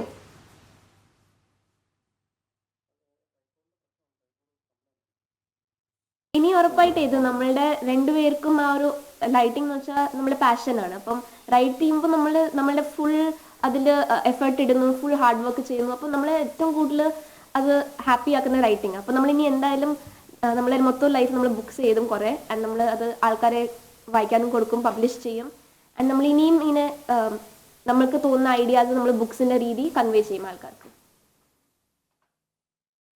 ശരി, എന്തായാലും നമുക്ക് സമയക്രമമുണ്ട്. നിങ്ങളുടെ കൂടുതൽ കാര്യങ്ങൾ ഞങ്ങൾക്ക് അറിയണമെന്നുണ്ട്. ഏതായാലും പുസ്തക പ്രകാശനത്തിന് ഞങ്ങൾ വരും, അത് പകർത്തും, ജനങ്ങളെ കാണിക്കും, ആ പുസ്തകങ്ങളെക്കുറിച്ച് കൂടുതലായി അറിയിക്കും. കാരണം നിങ്ങളെപ്പോലുള്ള കുട്ടികൾ ഈ ഇതുപോലുള്ള കാര്യങ്ങളിൽ, അതായത് ഒരു നോവൽ എഴുതുക, അത് പ്രകാശനം ചെയ്യുക, അത് മറ്റുള്ളവർ വായിക്കണം, അതിലൂടെ നല്ലൊരു സന്ദേശം നൽകുക, മാത്രമല്ല ഫാൻറ്റസിയുടെ ലോകത്തേക്ക് കൂട്ടിക്കൊണ്ടുപോകുക. വളരെ സന്തോഷം. ഇത്ര ചെറിയ പ്രായത്തിൽ നിങ്ങളതിന് മുതിർന്നു എന്നുള്ളതിന്, അതിന് എല്ലാവിധ പ്രോത്സാഹനങ്ങളും നൽകിയ നിങ്ങളുടെ മാതാപിതാക്കളെയും ഞങ്ങൾ അഭിനന്ദിക്കുകയാണ്. വളരെ നന്ദി മക്കളെ. നിങ്ങൾക്ക് സ്കൂളിൽ പോകാൻ സമയമായി എന്ന് ഞങ്ങൾക്കറിയാം.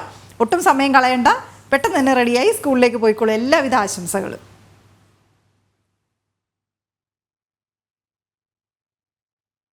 Thank you so much. എന്ന് വിളിച്ചപ്പോഴാണ് ഞാൻ ആലോചിക്കുന്നത്, എൻ്റെ കൂടെ പഠിച്ച എൻ്റെ സഹപാഠിയുടെ മക്കളാണ് ഇവരെന്ന് ഞാൻ ഇന്നാണ് അറിയുന്നത്. ലക്ഷ്മിയുടെ മക്കളാണ് ഇവരെന്ന് ഞാൻ ഇന്നാണ് അറിയുന്ന സന്തോഷം കൂടി ഞാൻ ഏതായാലും പങ്കുവയ്ക്കുന്നു. ഇന്ന് മറ്റൊരു സന്തോഷം നമുക്കുണ്ട്. നമ്മുടെ പ്രേക്ഷകർ ചിലത് ചൂണ്ടിക്കാണിക്കുകയും ചെയ്തിരുന്നു. ഇന്ന് നമ്മുടെ ദേവികയുടെ വിവാഹമാണ്. പുത്തൻപുലരിയിൽ സ്ഥിരമായി വന്ന് നിങ്ങളോട് സംസാരിക്കാറുള്ള, മറ്റു വാർത്തകൾ നിങ്ങളിലേക്ക് എത്തിക്കാറുള്ള ദേവികയുടെയും അഖിൽ ദേവിൻ്റെയും വിവാഹമാണ് ഇന്ന്. ഇരുവർക്കും വിവാഹ മംഗളാശംസകൾ ജനം TVയുടെ ഭാഗത്തു നിന്ന്, ജനം TVയുടെ എല്ലാ സ്റ്റാഫിൻ്റെയും ഭാഗത്തു നിന്നും ഒപ്പം പ്രേക്ഷകരുടെ ഭാഗത്തു നിന്നും ഞങ്ങൾ ആശംസിക്കുകയാണ്. സാധാരണ നമ്മൾ ബർത്ത്ഡേക്കൊക്കെ അവരെ വിളിച്ച് ആശംസിക്കാറുണ്ട്, പക്ഷേ ഇന്നിപ്പോൾ അതെ നല്ല തിരക്കിലാണ് രണ്ടുപേരും എന്നുള്ളതുകൊണ്ട് നമുക്ക് അവരെ വിളിക്കാൻ കഴിയില്ല. ഒരുപാട് മെസ്സേജസ് നമുക്ക് വരുന്നുണ്ട് ദേവികയ്ക്ക് വിവാഹ മംഗളാശംസകൾ അറിയിച്ചുകൊണ്ട്. ഗുരുവായൂർ അമ്പല നടയിലാണെന്ന് ദേവികയും അഖിലും വിവാഹിതരാകുന്നത്. ഇരുവർക്കും ജനം TVയുടെ വക വിവാഹ മംഗളാശംസകൾ നേരുന്നു. ഈ ബംഗാളിലെ സംഭവം, കൊൽക്കത്തയിലെ സംഭവം ഇന്ന് സുപ്രീം കോടതിയിലെത്തുകയാണ്. സ്വമേധയാണ് കോടതി കേസെടുത്തത്. ഈ യുവഡോക്ടറുടെ കൊലപാതകവുമായി ബന്ധപ്പെട്ട് സ്വമേധയാ എടുത്ത കേസ് സുപ്രീം കോടതി ഇന്ന് വീണ്ടും പരിഗണിക്കും. കേസ് അന്വേഷണത്തിന് തൽസ്ഥിതി റിപ്പോർട്ട് CBI ഇന്ന് കോടതിയിൽ സമർപ്പിക്കും. അതാണ് അന്ന് കോടതി ആവശ്യപ്പെട്ടത്. അതോടൊപ്പം ആർജിക്കർ ആശുപത്രിയിലെ അക്രമത്തിൽ അന്വേഷണ റിപ്പോർട്ട് ഹാജരാക്കാൻ ബംഗാൾ സർക്കാരിനോട് കോടതി നിർദ്ദേശിച്ചിരുന്നു.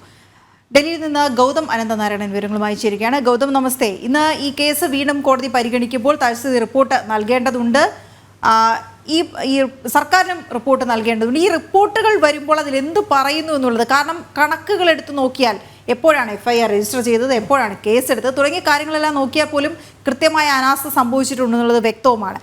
എന്തായിരിക്കും ഈ തൽസ്ഥിതി റിപ്പോർട്ടിൽ ഉൾക്കൊള്ളുക എന്നുള്ളത് ഈ കേസിനെ സംബന്ധിച്ച് വളരെ നിർണായകവുമാണ്. എന്താണ് വിവരങ്ങൾ, എപ്പോഴാണ് കേസ് പരിഗണിക്കുക? വീണ, കഴിഞ്ഞ ദിവസം ഈ കേസ് ആദ്യമായി പരിഗണിക്കുമ്പോൾ നേരത്തെ വീണ സൂചിപ്പിച്ചതുപോലെ ഇത് സ്വമേധയാ സുപ്രീം കോടതി എടുത്ത ഒരു കേസാണ്. രാജ്യവ്യാപകമായി ഉയരുന്ന പ്രതിഷേധവും അതോടൊപ്പം തന്നെ ഈ സംഭവത്തിൽ അടങ്ങാത്ത ദുരൂഹത, വലിയ തോതിലുള്ള ദുരൂഹത നിലനിൽക്കുന്ന ഘട്ടത്തിൽ സ്വമേധയാ രാജ്യത്തിന്റെ പരമോന്നത നീതിപീഠം ഈ വിഷയത്തിൽ ഇടപെടുകയായിരുന്നു. അങ്ങനെ ആദ്യഘട്ടത്തിൽ ഈ കേസ് പരിഗണിക്കുമ്പോൾ തന്നെ സുപ്രീം കോടതി നിരവധി ചോദ്യങ്ങൾ ബംഗാൾ സർക്കാരിനും ബംഗാൾ പോലീസിനും മുന്നിൽ വെക്കുകയും രൂക്ഷമായ വിമർശനം സംസ്ഥാന സർക്കാരിനെതിരെ ഉയർത്തുകയും ചെയ്തിരുന്നു.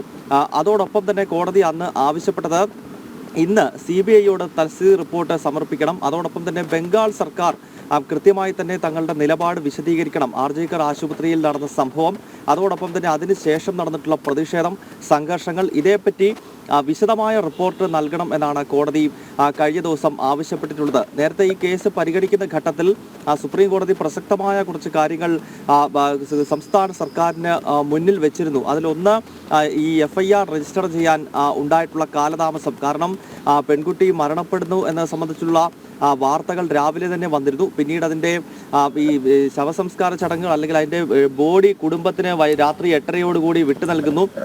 പക്ഷേ രാത്രി 11:30 ശേഷമാണ് കൊൽക്കത്ത പോലീസ് ഇതുമായി ബന്ധപ്പെട്ട ഒരു FIR രജിസ്റ്റർ ചെയ്തത്. മാത്രമല്ല മറ്റൊരു കാര്യം കോടതി ഓർമ്മപ്പെടുത്തിയത്, ഈ രക്ഷകർത്താക്കളെ ഇത്തരം ഒരു ദാരുണമായ സംഭവം ഉണ്ടായി എന്നറിഞ്ഞ് ഈ ആശുപത്രിയിലേക്ക് എത്തിയ അച്ഛനും അമ്മയ്ക്കും ഈ കുട്ടിയുടെ മൃതദേഹം കാണുവാൻ ആദ്യഘട്ടത്തിൽ സാധിക്കുന്നില്ല.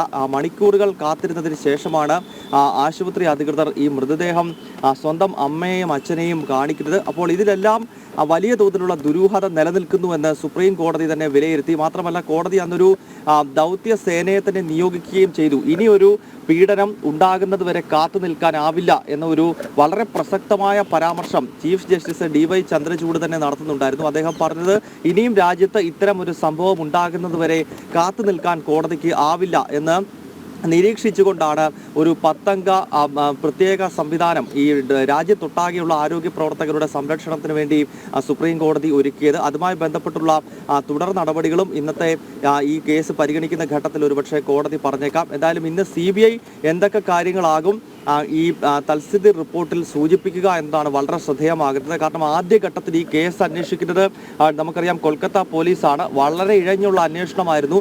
ഒരേ ഒരാളെ മാത്രമാണ് ഇതുമായി ബന്ധപ്പെട്ട് പോലീസ് അറസ്റ്റ് ചെയ്തത്. പ്രതികളെ സംരക്ഷിക്കുവാൻ ശ്രമിച്ചുവെന്ന വിമർശനം വിവിധ കോണുകളിൽ ശക്തമായി. ഈ ഘട്ടത്തിലാണ് കൊൽക്കത്ത ഹൈക്കോടതി ഇടപെട്ടുകൊണ്ട് ഈ നിർണായകമായ കേസിന്റെ അന്വേഷണം കേന്ദ്ര ഏജൻസിയായ CBIയെ ഏൽപ്പിച്ചത്. CBI കഴിഞ്ഞ 1.5 ആഴ്ചക്കാലമായി ഈ കേസിന്റെ പിന്നാലെയാണ്. നിരവധി ആളുകളെ ചോദ്യം ചെയ്തു. ഒപ്പം ആശുപത്രിയിലും ഈ കുട്ടിയുടെ വീട്ടിലും എല്ലാം പോയി മൊഴിയെടുക്കുകയും ഒക്കെ ചെയ്തിട്ടുണ്ട്. അതിന്റെ അടിസ്ഥാനത്തിലുള്ള തൽസ്ഥിതി റിപ്പോർട്ടാകും ഇന്നിപ്പോൾ സമർപ്പിക്കുക. ഒപ്പം ബംഗാൾ സർക്കാർ എന്ത് വിശദീകരണമാണ് സുപ്രീം കോടതിക്ക് മുമ്പാകെ ഈ വിഷയത്തിൽ വെക്കുക എന്നത് നമുക്ക് ഇന്ന് ഈ കേസ് പരിഗണിക്കുന്ന ഘട്ടത്തിൽ കാണാൻ കഴിയും. എന്തായാലും ഇന്ന് നിർണായകമായ ദിനം തന്നെയാണ്. CBIയുടെ തൽസ്ഥിതി റിപ്പോർട്ടിൽ എന്തൊക്കെ കാര്യങ്ങൾ ഉണ്ടാകുമെന്നുള്ള കാര്യം കഴിഞ്ഞ ദിവസം പരിഗണിച്ച സമയത്ത് തന്നെ വിശദമായ വിമർശനം തന്നെയായിരുന്നു ബംഗാൾ സർക്കാരിനെതിരെ സുപ്രീം കോടതി ഉന്നയിച്ചത്.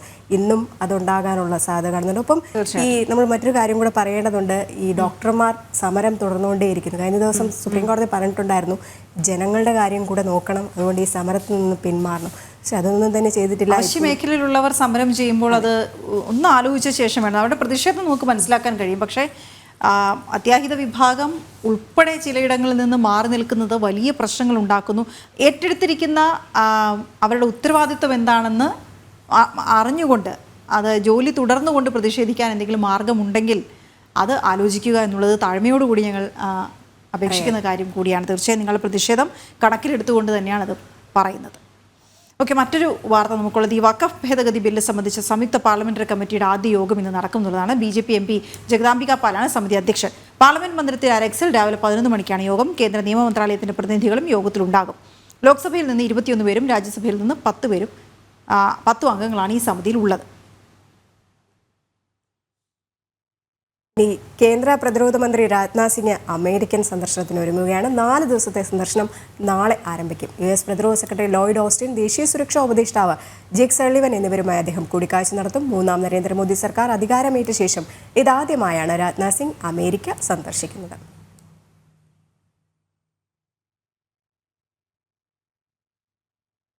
രാവിലെ മുതൽ ഒരു ആത്മഹത്യയുടെ വാർത്ത താഴെ ബ്രേക്കിങ്ങിൽ സ്ക്രോൾ ചെയ്ത് പോകുന്നത് നിങ്ങൾ കണ്ടിട്ടുണ്ടാകും. പാർട്ടി പത്രത്തിന് വരിക്കാരെ ചേർക്കൽ അത് ബാധ്യതയായതിനെ തുടർന്ന് ചേർത്തലയിൽ ഒരു CPM പ്രവർത്തകൻ ആത്മഹത്യ ചെയ്തു എന്ന വാർത്തയാണത്. പള്ളിപ്പുറം വടക്ക് മുൻ ലോക്കൽ കമ്മിറ്റി അംഗം ജോസ് മാത്യു ആണ് തൂങ്ങി മരിച്ചത്. വരിക്കാരെ ചേർക്കാൻ പാർട്ടി നിർദ്ദേശപ്രകാരം ജോസിന്റെ പേരിൽ ലോൺ എടുത്തിരുന്നു എന്നാണ് അറിയുന്നത്. നിഷ ദിലീപ് ഇതിന്റെ വിവരങ്ങൾ നൽകും. നിഷ, എന്തിൻ്റെ പേരിലാണ് ഒരു ആത്മഹത്യയിലേക്ക് ഒരു പ്രവർത്തകനെ തള്ളിവിട്ടത് എന്ന് ആലോചിക്കുമ്പോൾ വലിയ അമർഷം തോന്നുന്നു. ഈ പാർട്ടി പത്രത്തിലേക്ക് വരിക്കാരെ ചേർക്കാൻ ഇദ്ദേഹത്തിന്റെ പേരിലാണോ ലോൺ എടുത്തത്? എന്താണ് യഥാർത്ഥത്തിൽ സംഭവിച്ചത്? വീണ, പാർട്ടി പത്രമായ ദേശാഭിമാനിക്ക് വാർഷിക വരിക്കാരെ ചേർക്കാനായി പല ഇടങ്ങളിലും ലോണുകൾ ഇതുപോലെ കോർപ്പറേറ്റീവ് ബാങ്കുകളിൽ നിന്നും പല ഇടങ്ങളിലും ലോണുകൾ എടുത്തിരുന്നു. ഈ വരിസംഖ്യ കിട്ടിക്കഴിഞ്ഞ് ഈ ലോൺ തിരിച്ചടയ്ക്കുന്ന രീതിയിൽ അങ്ങനെ പല ലോക്കൽ കമ്മിറ്റി അംഗങ്ങളുടെയും പേരിൽ പാർട്ടിയുടെ സംസ്ഥാന നേതൃത്വത്തിന്റെ തീരുമാനപ്രകാരമാണ് ഇത്തരത്തിൽ ലോണുകൾ എടുത്തത്. അങ്ങനെ ചേർത്തല പള്ളിപ്പുറത്ത് 12 പേരുടെ പേരിൽ ലോൺ എടുത്തിരുന്നു. ആ കൂട്ടത്തിൽപ്പെട്ട ഒരാളായിരുന്നു ഈ ജോസ് മാത്യു എന്ന് പറയുന്നത്. അതായത് പല ഗ്രൂപ്പുകളായി തിരിച്ച് പരസ്പര ജാമ്യയിൽ നിന്ന് ഓരോരുത്തരുടെയും പേരിൽ 50,000 രൂപ വീതം ആണ് ലോൺ എടുത്തിരുന്നത്. അതിൽ 3 പേർ വെച്ച മൂന്ന് പേർ ഉൾപ്പെട്ട 4 ഗ്രൂപ്പുകൾ. ഈ 4 ഗ്രൂപ്പുകളിലെ 12 പേർ അവരുടെ പേരിലായിരുന്നു ലോൺ എടുത്തിരുന്നത്.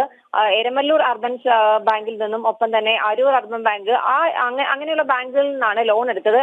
ഈ ലോൺ ഈ പാർട്ടി പത്രത്തിന്റെ പരിസംഖ്യ തിരിച്ചിട്ടും അന്നത്തെ ലോക്കൽ കമ്മിറ്റി സെക്രട്ടറിയെ ഏൽപ്പിച്ചു. പക്ഷേ അദ്ദേഹം അത് അടച്ചില്ല എന്ന് പറയുന്നുണ്ട്. പിന്നീട് ബാങ്കിൽ നിന്നും ജപ്തി നോട്ടീസ് അടക്കം വന്നപ്പോഴാണ് പല പ്രവർത്തകർക്കും ഇത്തരത്തിൽ തങ്ങൾ ട്രാപ്പിലായി, അതായത് മറ്റു ലോണുകളൊന്നും കിട്ടാത്ത ഒരു സാഹചര്യമുണ്ട് എന്നൊക്കെ അറിയുന്നത്. കായംകുളത്ത് നിന്നൊക്കെ ഇത്തരം വാർത്തകൾ കഴിഞ്ഞ ദിവസങ്ങളിലൊക്കെ വന്നിരുന്നു.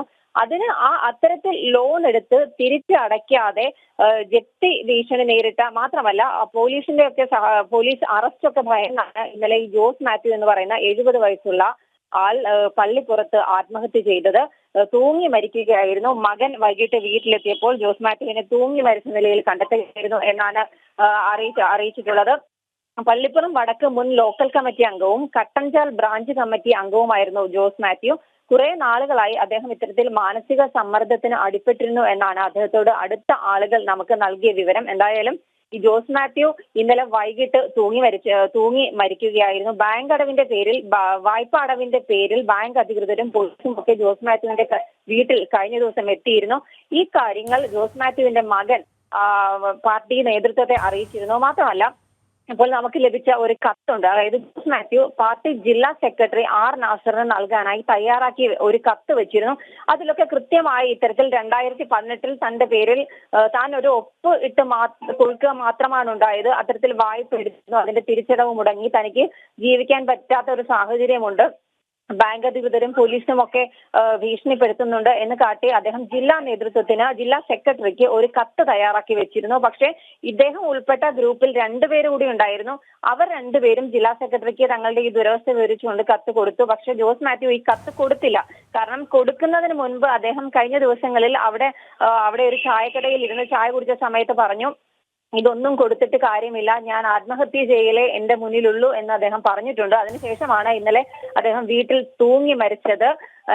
നിഷ, അതിനിടയിൽ ഒരു ചോദ്യം കൂടെയാണ്. കാരണം 2018 ഈ ലോൺ എടുക്കുന്നു എന്ന് പറഞ്ഞുകൊണ്ട് ഇദ്ദേഹം ഉൾപ്പെടുന്നവരിൽ നിന്ന് ഒപ്പിട്ട് വാങ്ങി എന്ന് പറയുന്നു. അതിനുശേഷം എന്താണ് അവിടെ നടന്നത്? 2 പേര് കൂടെ ഉണ്ടെന്ന് പറയുന്നു. അപ്പോൾ ജില്ലാ സെക്രട്ടറിക്ക് സംബന്ധിച്ച് പരാതി കൊടുത്തു എന്നൊക്കെ പറയുന്നു. അതിനിടയിൽ ആരൊക്കെയോ ചേർന്നൊരു കളികളൊക്കെ തന്നെ നടത്തിയിട്ടുണ്ട് എന്നുള്ളൊരു കാര്യം കൂടി ഇവിടെ വ്യക്തമല്ലേ? രജനി, അങ്ങനെ തന്നെയാണ്. കാരണം ഈ 2018 ഇവരടങ്ങുന്ന 4 ഗ്രൂപ്പുണ്ട്. ഇതിൽ 3 പേർ ഉൾപ്പെട്ട ഗ്രൂപ്പായിരുന്നു. ഈ ലോൺ എടുത്തു. ആ ലോൺ എടുത്തതിന് ശേഷം തിരിച്ചടവ് മുടങ്ങി. പിന്നീട് ഒരു ചിട്ട് ചേർന്ന്, അതായത് ഈ ലോൺ എടുത്ത ആളുകൾ തന്നെ ബാധ്യത ഏറ്റെടുത്ത് ചിട്ട് ചേർന്ന് 500 രൂപ വീതമുള്ള ഒരു ചിട്ട് ചേർന്ന് ലോൺ അടയ്ക്കാൻ പറഞ്ഞിരുന്നു. പക്ഷെ അത് തന്നെ കൊണ്ട് കഴിയില്ല എന്ന് ജോസ് മാത്യു അറിയിച്ചു. പ്രായമുള്ള മനുഷ്യനാണ്, 70 വയസ്സുള്ള ആളാണ്, തന്നെ കൊണ്ട് ഈ ഒരു പ്രായത്തിൽ അങ്ങനെ ഒരു ലോൺ അടയ്ക്കാനൊന്നും കഴിയില്ല എന്ന് അറിയിച്ചു. പക്ഷെ എന്നാലും പാർട്ടി പറയുന്ന അനുസരിച്ച് ഈ ലോൺ എടുത്ത് ഇവർ പരസ്പര ജാമ്യം നിന്നാണ് ലോൺ എടുത്തത്. പക്ഷെ ആ ലോൺ അടയ്ക്കാത്തതിന്റെ പേരിൽ തിരിച്ച് ഈ ലോൺ അടച്ചിട്ടില്ല. ആ ലോൺ അടയ്ക്കാത്തതിന്റെ പേരിലാണ് ഇത്തരത്തിലൊരു പാർട്ടി അംഗമായ വയോധികന് ആത്മഹത്യ ചെയ്യേണ്ടി വന്ന ഒരു സാഹചര്യത്തിലേക്കൊക്കെ കാര്യങ്ങൾ പോയിട്ടുള്ളത്. രജനി, ഓക്കെ, അത് ഈ വാർത്ത ഒരുപക്ഷെ നമുക്ക് കൂടുതലായി നോക്കേണ്ട ഒരു വാർത്ത കൂടിയാണ്. വരും മണിക്കൂറുകളിൽ ഒന്നുകൂടി ഡീറ്റെയിൽ ആയി വരാനും അപ്പോൾ പ്രതികരണങ്ങൾ അടക്കം പ്രതീക്ഷിക്കുന്നുണ്ട്. തീർച്ചയായിട്ടും. അശ്വന്ത് ഇങ്ങനെ ചൂണ്ടിക്കാണിച്ചുകൊണ്ടിരിക്കുന്നു, 4ാം മോദി സർക്കാർ വരും. എത്തിയോ? തിരഞ്ഞെടുപ്പിങ് എത്തോ? എന്ത് പറ്റിയ അശ്വന്ത്? ഈ പറയുന്ന കാര്യങ്ങളിലൊന്നും തർക്കമില്ല, പക്ഷേ അതിപ്പോൾ പറയാൻ കാരണം എന്താണെന്ന് മനസ്സിലായില്ല. ഓക്കെ, എന്തായാലും നമ്മളോട് വേറൊരു പ്രേക്ഷകൻ ചൂണ്ടിക്കാണിച്ച ഒരു കാര്യം, നേരത്തെ നമ്മൾ ഈ കുട്ടിയെ കാണാതായി കണ്ടെത്തുമ്പോൾ അവരുടെ കൂടെ ആസാം സ്വദേശികളാണ് ഉണ്ടായിരുന്നതെന്ന് പറഞ്ഞല്ലോ. അവർ പറഞ്ഞു അത് അവരുടെ കുട്ടിയാണ്. അപ്പോൾ അദ്ദേഹം പറയുന്നതിൽ തെറ്റില്ല. തീർച്ചയായിട്ടും ഒരു മലയാളി പെൺകുട്ടിയെയാണ് നമ്മളിങ്ങനെ കണ്ടെത്തുന്നതെങ്കിൽ കൂടെയുള്ള മലയാളികൾ ഇത് ഞങ്ങളുടെ കുട്ടിയാണ് എന്ന് പറയും എന്ന് ശരിയാണ് താങ്കൾ ചൂണ്ടിക്കാണിച്ചത്. വളരെ പ്രധാനപ്പെട്ടൊരു കാര്യമാണ്. മനോജ് കീഴ്പ്പാടം അദ്ദേഹമാണ് ഇത് പറഞ്ഞിരിക്കുന്നത്. എന്തുകൊണ്ടാണ് ആ കുട്ടി വീട് വിട്ട് പോകാനിടയായത് എന്നുള്ള കാര്യം കൂടി വിലയിരുത്തണം എന്ന് അദ്ദേഹം പറയുന്നു. തീർച്ചയായിട്ടും അതും നമ്മൾ സൂചിപ്പിച്ചതുപോലെ നമ്മുടെ വീടുകളിൽ നമ്മൾ പരിശോധിക്കേണ്ട കാര്യമാണ്. നമ്മുടെ കുട്ടികൾ എത്രത്തോളം അരക്ഷിതരാകുന്നുണ്ട് നമ്മുടെ വീടിനുള്ളിൽ എന്നുള്ളത് നമ്മൾ തന്നെയാണ് ചിന്തിക്കേണ്ടത്. അവരെ സുരക്ഷിതരായി വെക്കാൻ ശ്രമിക്കേണ്ടത് നമ്മൾ തന്നെയാണ്. പക്ഷേ ഇവരെ സംബന്ധിച്ച് ഇവർ ഈ കേരളത്തിലേക്ക് വന്നിട്ട് ഇപ്പോൾ 1 മാസം ആകുന്നതേ ഉള്ളൂ. അവരുടെ മറ്റ് ഫാമിലി ബാക്ക്ഗ്രൗണ്ടുകളെ കുറിച്ചൊന്നും നമുക്കറിയില്ല. അവരെങ്ങനെയാണ് കുട്ടികളെ കൈകാര്യം ചെയ്തിരുന്നതെന്നൊക്കെ ഉള്ളത് പിന്നീട് വിലയിരുത്തപ്പെടേണ്ട കാര്യങ്ങളാണ്. ഇവിടെ ഒരു കാര്യം കൂടെയുണ്ട്. നാരായണ പണിക്കർ പറയുന്നത് ബംഗ്ലാദേശിൽ നിന്നുൾപ്പെടെ തീവ്രവാദികൾ നുഴഞ്ഞു കയറി കേരളം സുരക്ഷിത താവളമാക്കുന്നവരുടെ എണ്ണം എത്ര ലക്ഷം വരാമെന്ന്. പലപ്പോഴും ഇവരുടെ ഈ ഐഡന്റിറ്റി കാർഡുകൾ നമ്മൾ പരിശോധിക്കാതിരിക്കുകയും ഇനി പരിശോധിച്ചാൽ തന്നെ അത് വ്യാജമാണെന്ന് കണ്ടെത്തുകയും ചെയ്യുമ്പോഴാണ് രജനി ഈ പറഞ്ഞപ്പോൾ അദ്ദേഹം നമ്മൾ ജനന്റയിൽ തന്നെ അങ്ങനെ ഒരു വാർത്ത മുൻപ് കൊടുത്തിട്ടുണ്ടായിരുന്നു. ഈ ആധാർ കാർഡിൽ അടക്കം തിരിമറി നടത്തിക്കൊണ്ട് ബംഗ്ലാദേശികളായിട്ടുള്ള ആളുകൾ കേരളത്തിൽ എത്തുന്നു എന്നുള്ള കാര്യം. ഓക്കെ, രാജൻ പയ്യന്നൂർ വാട്സപ്പിൽ ചൂണ്ടിക്കാണിക്കുന്നുണ്ട് അന്യസംസ്ഥാനത്ത് നിന്ന് വരുന്നവരെ കുറിച്ചൊരു ഡാറ്റ തയ്യാറാക്കുന്നതിനുള്ള സമയം അതിക്രമിച്ചിരിക്കുന്നു എന്ന കാര്യം. അതില്ലെങ്കിൽ നമുക്ക് എത്രത്തോളം സുരക്ഷിതത്വം ഉണ്ട് നമുക്കും എന്നുള്ള കാര്യം കൂടി നമ്മൾ ആലോചിക്കേണ്ട കാര്യമാണ്. ചില സ്ഥലങ്ങൾ കേന്ദ്രീകരിച്ചുകൊണ്ടൊക്കെയുള്ള പ്രശ്നങ്ങളും പ്രേക്ഷകർ ചൂണ്ടിക്കാണിക്കുന്നു. ഞാൻ സ്ഥലപ്പേരുകൾ അങ്ങനെ പറയുന്നില്ല, അത് അവിടെ താമസിക്കുന്ന മറ്റുള്ള ആളുകൾക്ക് കൂടി ബുദ്ധിമുട്ടാകും. നേരത്തെ പ്രേക്ഷകർ ചൂണ്ടിക്കാണിച്ച അടുത്ത റിപ്പോർട്ടിലേക്ക്, ഹേമ കമ്മിറ്റി റിപ്പോർട്ടിലേക്ക്, അത് സർക്കാർ പൂഴ്ത്തിവെച്ചിരുന്നു എന്നതിന് കൂടുതൽ തെളിവുകൾ ലഭിച്ചിരിക്കുന്നു അല്ലേ? 2020 ഫെബ്രുവരി 5 ഡോക്ടർ MK മുനീറിന്റെ ചോദ്യത്തിന് മറുപടിയായി അന്നത്തെ സാംസ്കാരിക മന്ത്രി AK ബാലൻ റിപ്പോർട്ടിന്റെ വിശദാംശങ്ങൾ സഭയിൽ അവതരിപ്പിച്ചിട്ടും തുടർ നടപടി സ്വീകരിച്ചിരുന്നില്ല. ഈ നിയമസഭയുടെ രേഖ ജനം TVക്ക് ലഭിച്ചു.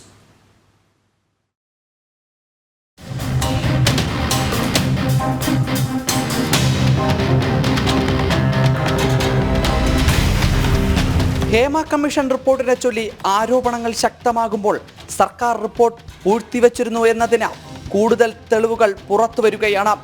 5/2/2020 നിയമസഭയിൽ അന്നത്തെ സാംസ്കാരിക വകുപ്പ് മന്ത്രി AK ബാലൻ MK മുനീർ MLA ചോദ്യത്തിന് മറുപടിയായി കമ്മീഷൻ മുന്നോട്ട് വെച്ച നിർദ്ദേശങ്ങൾ അവതരിപ്പിച്ചിട്ടും നടപടിയൊന്നും സ്വീകരിച്ചില്ല എന്നത് രേഖകൾ പരിശോധിക്കുമ്പോൾ വ്യക്തമാണ്.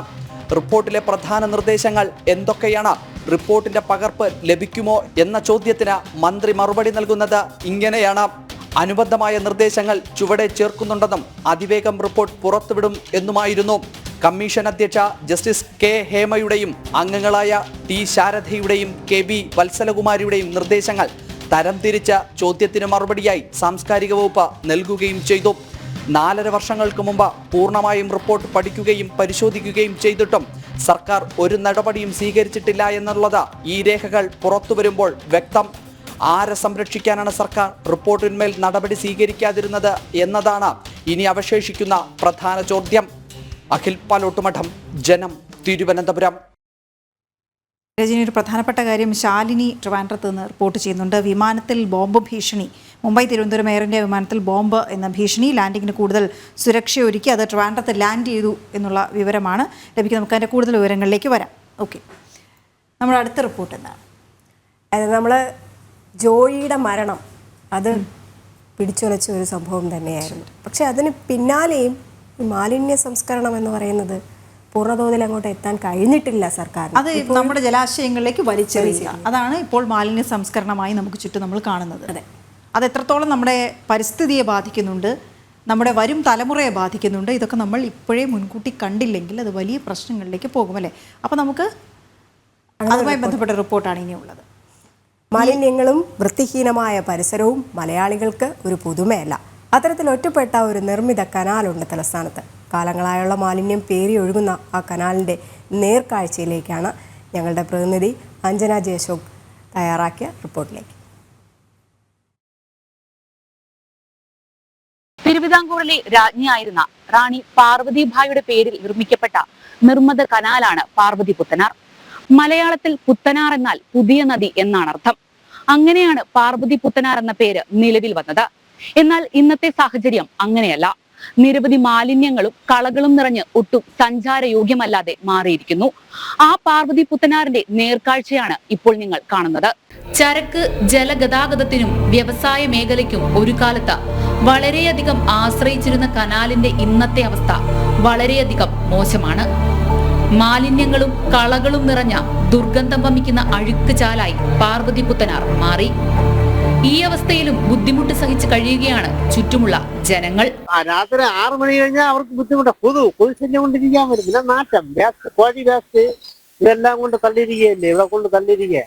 മഴയൊന്നു പെയ്താൽ നിറഞ്ഞു കവിയും. മാലിന്യങ്ങൾ റോഡിലേക്കെത്തും. ഗതാഗത സംവിധാനത്തിലുണ്ടായ പുരോഗമനവും ജനങ്ങളും അധികൃതരും പുത്തനാറിന്റെ പ്രാധാന്യം മനസ്സിലാക്കാത്തതും വലിച്ചെറിയുന്ന മാലിന്യങ്ങളും ഇന്നത്തെ ഈ അവസ്ഥയ്ക്ക് കാരണമായി. അഴുക്കും ചാലില് വെള്ളവും കൊതുവും എല്ലാം പിടിച്ചാണ് നമ്മൾ കിടക്കുന്നത്. 28 വർഷം കൊണ്ട് ഇവിടെ താമസിക്കുകയാണ്. കൊച്ചിന്റെ കാലില് ഇത് പുണ്ണുകളായി, എന്റെ കാലിലൊക്കെ പുണ്ണുമൊക്കെ ആയി, കൊതുവൊക്കെ അടിച്ച് ഭയങ്കര സ്മെല്ലാണ്. വിമാനത്താവളവും മാളും ആശുപത്രിയും അടക്കം ജനങ്ങൾ ധാരാളം സഞ്ചരിക്കുന്ന ഈ പ്രദേശത്തിന്റെ അവസ്ഥ കണ്ടാൽ തലകുനിച്ച് നിൽക്കേണ്ടി വരും.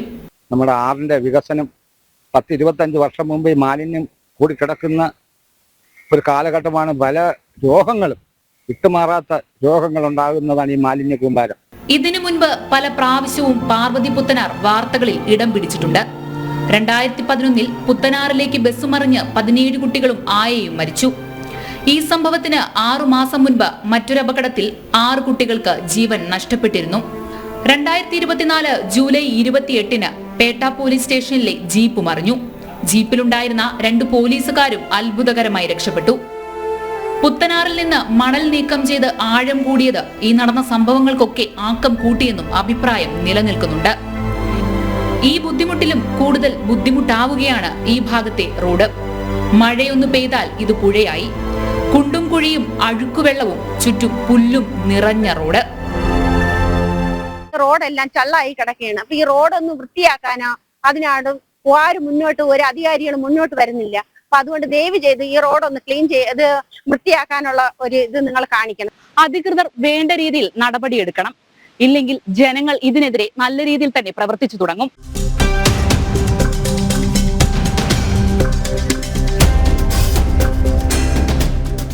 സംരക്ഷിക്കപ്പെടേണ്ടത് സംരക്ഷിക്കപ്പെടുക തന്നെ വേണം. ഇല്ലെങ്കിൽ കൂടുതൽ ബുദ്ധിമുട്ടും അപകടങ്ങളിലേക്കും നയിക്കാം. അധികാരികൾ അധികാരം മാത്രം കൈക്കൊണ്ടാൽ പോരാ, വേണ്ട രീതിയിൽ പ്രവർത്തിക്കാനുള്ള കഴിവും കാണിക്കണം. ക്യാമറാമാൻ അജിത് എല്ലാറിനൊപ്പം അഞ്ജന ജെ അശോക്, ജനം. അഞ്ജന ചൂണ്ടിക്കാണിച്ച കാര്യം ഓരോരുത്തരും ആലോചിക്കേണ്ട കാര്യമാണ്. ആരാണ് അവിടെയൊക്കെ ഈ അഴുക്ക് കൊണ്ടുപോയി തള്ളുന്നത്? നമ്മൾ തന്നെ അല്ലേ എന്ന് പ്രേക്ഷകർ ചോദിക്കുന്നുണ്ട്. വളരെ ശരിയാണ്. മാലിന്യം തള്ളുന്ന മലയാളി തന്നെ അല്ലേ എന്ന് ചോദിക്കുന്നത് പ്രകാശൻ വേലുക്കുട്ടിയാണ് ചോദിക്കുന്നത്. ശരി തന്നെയാണ്. പക്ഷേ അതിൻ്റെ കാരണം എന്ന് പറഞ്ഞാൽ നമുക്ക് മാലിന്യം ഉണ്ടാകും വീടുകളിൽ, തീർച്ചയായിട്ടും. അത് സംസ്കരിക്കാൻ കൃത്യമായ ഇടം കണ്ടെത്തണം. അതെ, ഇടം കണ്ടെത്തുക. അത് സംസ്കരിക്കാനൊക്കെ ജില്ലാ ഭരണകൂടം, ഏത് ഭരണകൂടമാണോ ആ ഭരണകൂടം മുൻകൈ എടുത്തില്ലെങ്കിൽ നമുക്ക് വേറെ ഓപ്ഷൻ ഇല്ല എന്ന രീതിയിലാണ് അവർ ചിന്തിക്കുന്നത്. അപ്പോൾ എവിടെയാണ് പരാജയം എന്ന് ചോദിച്ചു കഴിഞ്ഞാൽ ഈ നഗരം ആസൂത്രണം ചെയ്യുന്നവർ, നഗരാസൂത്രണത്തിൽ പിഴവുകൾ വന്നു കഴിഞ്ഞാൽ എല്ലാം പാളും. അതാണ് നമ്മൾ ഈ കണ്ടുകൊണ്ടിരിക്കുന്ന നഗരത്തിലെ എല്ലാ ഓരോ ബഡ്ജറ്റിൽ വരുമ്പോഴേക്കും മാലിന്യ നിർമ്മാർജ്ജനത്തിന് ഒക്കെ മാറ്റി വെക്കുന്നുണ്ട്. പക്ഷെ അതൊന്നും തന്നെ കാണുന്നില്ല. വീണ്ടും വീണ്ടും ജനങ്ങളാണ് ഈ ബുദ്ധിമുട്ട് അനുഭവിക്കുന്നത് പോലും. ജനങ്ങളാണ് അത് ചെയ്യുന്നതെങ്കിലും നേരത്തെ വീണ പറഞ്ഞതുപോലെ തന്നെ ഇതിന് വേണ്ടിയിട്ടുള്ള കൃത്യമായ നടപടികൾ സർക്കാരിൻ്റെ ഭാഗത്ത് നിന്ന് ഉണ്ടാകണം. അത് തന്നെയാണ് നമ്മളിപ്പോൾ ഈ കാണിച്ച ഒരു റിപ്പോർട്ട് എന്ന് പറയാനുള്ളത്. തീർച്ചയായിട്ടും. നമുക്കൊരു ഇടവേള എടുത്ത് വളരെ പെട്ടെന്ന് തിരിച്ചു വരാം.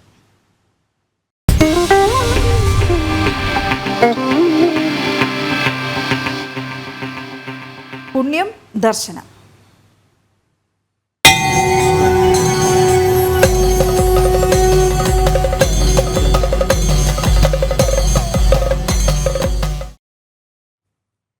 ഓരോ പ്രധാനപ്പെട്ട തീർത്ഥാടന കേന്ദ്രങ്ങളിലൂടെയും ആരാധനാലയങ്ങളിലൂടെയും ദേവാലയങ്ങളിലൂടെയും ഒക്കെ കടന്നു പോകുന്നൊരു സെഗ്മെൻറ്റാണ്. നമുക്ക് ഈ കഴിഞ്ഞ ദിവസങ്ങളിലെല്ലാം ഉണ്ടായ പ്രശ്നങ്ങളുടെ പേരിൽ ചിലതൊക്കെ മാറ്റിവെക്കേണ്ടി വന്നിരുന്നു. ആ കൂട്ടത്തിലുള്ളൊരു റിപ്പോർട്ടിലേക്കാണ് നമ്മൾ പോകുന്നത്. ശ്രീരാമ ഭക്തരുടെ പ്രധാനപ്പെട്ട ഒരു തീർത്ഥാടന കേന്ദ്രമാവുകയാണ് കൊല്ലം ജില്ലയിലെ കോദണ്ഡരാമസ്വാമി ക്ഷേത്രം. ചടയമംഗലം ജടായുപ്പാറയ്ക്ക് മുകളിൽ സ്ഥിതി ചെയ്യുന്ന ഈ ക്ഷേത്രം ഒരു കാഴ്ച വിസ്മയം കൂടിയാണ്. ഉത്തരഭാരത വാസ്തുവിദ്യാ ശൈലിയിലുള്ള ശ്രീകോവിലും 10 അടി ഉയരത്തിലുള്ള ശ്രീരാമദേവന്റെ പൂർണ്ണമായ മൂർത്തിയുമാണ് ഇവിടുത്തെ പ്രധാന ആകർഷണം. അത് കണ്ടുവരാം. അതിപുരാതനമായ ജടായുരാമ ക്ഷേത്രത്തിലാണ് ഞാനിപ്പോൾ നിൽക്കുന്നത്. കൊല്ലം ജില്ലയിലെ ചടയമംഗലത്താണ് ഈ ക്ഷേത്രം സ്ഥിതി ചെയ്യുന്നത്. രാമായണ കഥയുമായി ഒട്ടേറെ ബന്ധങ്ങളുള്ള ഒരു ക്ഷേത്രമാണ് ഇവിടെ. ജടായു ചിറകറ്റ് വീണത് ഇവിടെയാണെന്നാണ് വിശ്വാസം. അതുപോലെ തന്നെ ജടായുവിന് മോക്ഷം കൊടുക്കുന്നതുമെല്ലാം ഇവിടെയാണെന്നാണ് രാമകഥയിൽ പറയുന്നത്. ഇപ്പോൾ ക്ഷേത്രം വളരെയേറെ പ്രസിദ്ധമാണ്. നിരവധി ആളുകളാണ് ലോകത്തിന്റെ നാനാഭാഗത്തു നിന്ന് ഇവിടേക്ക് എത്തിച്ചേരുന്നത്. ക്ഷേത്രത്തിന്റെ ചരിത്രവും ഐതിഹ്യവും ഒക്കെ നമുക്ക് മനസ്സിലാക്കാം.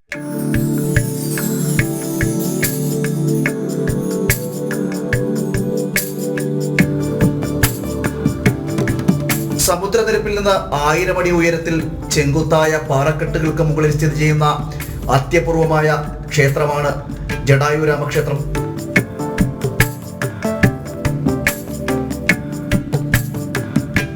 പക്ഷിശ്രേഷ്ഠനായ ജടായുവിന്റെ ആത്മസമർപ്പണത്തിൽ നിന്ന് ഉയർന്നു വന്നതാണ് ഈ പുണ്യസ്ഥാനം. ജടായുപ്പാറ എന്നത് കേവലം ഒരു മലനിരകളല്ല, ദൈവിക സ്ഥാനം കുടികൊള്ളുന്ന അത്യപൂർവം സ്ഥലങ്ങളിലൊന്നാണ്. ധീരനായ ജടായുവിന്റെ മോക്ഷസംഗീതം, ശ്രീരാമന്റെയും ലക്ഷ്മണന്റെയും ഹനുമാന്റെയും സാന്നിധ്യം കുടികൊള്ളുന്ന അത്യപൂർവമായ ഇടം, അതാണ് ജടായുപ്പാറ. കരിങ്കല്ലിൽ തീർത്ത ഒറ്റ ശ്രീകോവിലിനോട് കൂടിയതാണ് ഈ ക്ഷേത്രം. ഉപദേവതാ സ്ഥാനത്തിൽ ഭഗവാന് അഭിമുഖമായി ഹനുമാന്റെ പ്രതിഷ്ഠയുമുണ്ട്. ഈ ക്ഷേത്രത്തിന്റെ പ്രത്യേകത കോദണ്ഡ രാമനാണ്. വില്ല് ഏന്തിയ രാമന്റെ പ്രതിഷ്ഠയാണ് ഇവിടെ ഉള്ളത്. കേരളത്തിലെ അപൂർവം ക്ഷേത്രങ്ങളിൽ ഒന്നാണ് ഇങ്ങനെയുള്ള ഒരു ക്ഷേത്രം എന്ന് പറയുന്നത്. ഉപദേവർ 9 ഉപദേവരാണ് ഇവിടെ ഉള്ളത് മൊത്തം. ഹനുമാൻ സ്വാമി, സീതാദേവി, ലക്ഷ്മണസ്വാമി, സൂര്യഭഗവാൻ, ഗണപതി ഭഗവാൻ, അങ്ങനെ 9 പേരാണ് ഇവിടെ ഉപദേവനായിട്ടുള്ളത്. വഴിപാടുകൾ സാധാരണ ഒരു ക്ഷേത്രത്തിൽ നടക്കുന്ന രാവിലെ ഗണപതി ഹോമം മുതലുള്ള എല്ലാ വഴിപാടുകളും ഹനുമാൻ സ്വാമിക്ക് മാല അടക്കമുള്ള പൂജ നടത്തുന്നുണ്ട്. ഒപ്പം വാനരകൂട്ടാണ് ഇവിടുത്തെ ഏറ്റവും പ്രധാനം എന്ന് പറയുന്നത്. രാമായണ കഥയുമായി കെട്ടുപിണഞ്ഞു കിടക്കുന്നതാണ് ജടായുപ്പാറയുടെ ഐതിഹ്യം. സീതാദേവിയെ അപഹരിച്ച രാവണനെ മാർഗമധ്യേ ജടായു എതിർക്കുകയും രാവണന്റെ വെട്ടേറ്റ് ജടായു ചിറകറ്റ് വീണതും ഇവിടെയാണെന്നാണ് വിശ്വാസം. ക്ഷേത്രത്തിന് സമീപത്തായി കൊക്കുരണി എന്ന പേരിൽ ഒരു കുളമുണ്ട്. പരിക്കേറ്റ ജടായു ചുണ്ടുകൾ കൊണ്ട് പാറ തുരന്നുണ്ടാക്കിയതാണ് ഈ ജലാശയമെന്നാണ് വിശ്വാസം. ശ്രീരാമദേവന്റെ പാദം പതിഞ്ഞ സ്ഥലമാണ് ഇവിടം.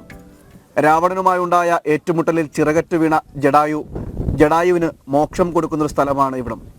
അതുകൊണ്ട് തന്നെ ഭഗവാന്റെ പാദം പതിഞ്ഞുവെന്നാണ് വിശ്വാസം. ആ സ്ഥലം പ്രത്യേകമായി സജ്ജീകരിച്ചിട്ടുണ്ട്. അവിടെ കിടാവളക്കിന് മുന്നിൽ പ്രത്യേകമായി സജ്ജീകരിച്ച് ഭക്തർക്ക് കാണുവാനുള്ളൊരു അവസരവും ഇവിടെ ഒരുക്കി കൊടുത്തിട്ടുണ്ട്.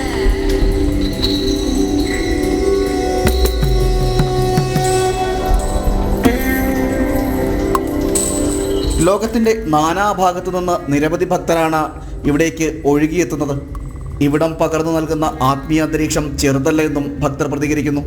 ക്ലാസിക്കൽ ഡാൻസേഴ്സാണ് ഞങ്ങൾ രണ്ടുപേരും. അപ്പോൾ ഞങ്ങളെപ്പോഴും നമ്മുടെ ഐറ്റംസിലൊക്കെ രാമനെ കുറിച്ചും ഇതേപോലത്തെ സ്റ്റോറീസും രാമായണങ്ങളൊക്കെ ഒരുപാട് ചെയ്യുന്നതാണ്. അപ്പോൾ അങ്ങനത്തെ ഒരു സ്ഥലത്ത് വന്ന് നിൽക്കുമ്പോൾ ഭയങ്കര ഒരു സെറീൻ ഫീലിംഗ് ഉണ്ട്. ജടായുപ്പാറയുടെ മഹത്വം തിരിച്ചറിഞ്ഞ സ്വാമി സത്യാനന്ദ സരസ്വതിയാണ് ഇവിടെ ശ്രീരാമന്റെ പൂർണ്ണകായ പ്രതിമ പ്രതിഷ്ഠിച്ചത്.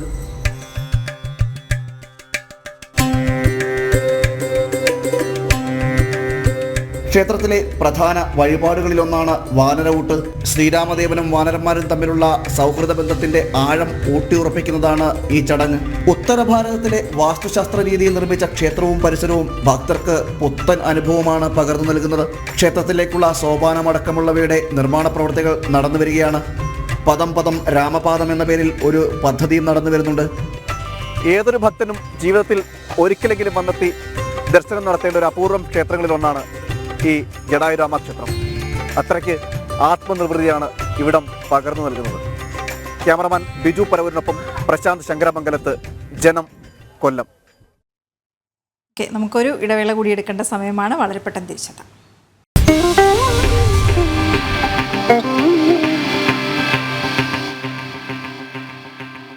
നമ്മൾ നേരത്തെ സൂചിപ്പിച്ചിരുന്നു അല്ലെ, എയർപോർട്ടിൽ നിന്നുള്ള വിമാനത്തിന്റെ ബോംബ് ഭീഷണി. മുംബൈ തിരുവനന്തപുരം എയർ ഇന്ത്യ വിമാനത്തിലാണ് ബോംബ് ഭീഷണി ഉണ്ടായിരിക്കുന്നത്. തിരുവനന്തപുരത്ത് വിമാനം അടിയന്തര ലാൻഡിങ് നടത്തിയിട്ടുണ്ട്. എന്തായാലും ഇപ്പോൾ അഖിൽ പാലോട്ടുമടം ചേരുന്നുണ്ട്. അഖിൽ, എപ്പോഴാണ് ഇങ്ങനെ ഒരു ബോംബ് ഭീഷണി ഉണ്ട് എന്നുള്ളൊരു വിവരം ലഭിക്കുന്നത്? ഇപ്പോൾ സ്ഥലത്ത് എന്താണ് നടക്കുന്നത്? സുരക്ഷാ ഉദ്യോഗസ്ഥരൊക്കെ പരിശോധന നടത്തുകയാണോ?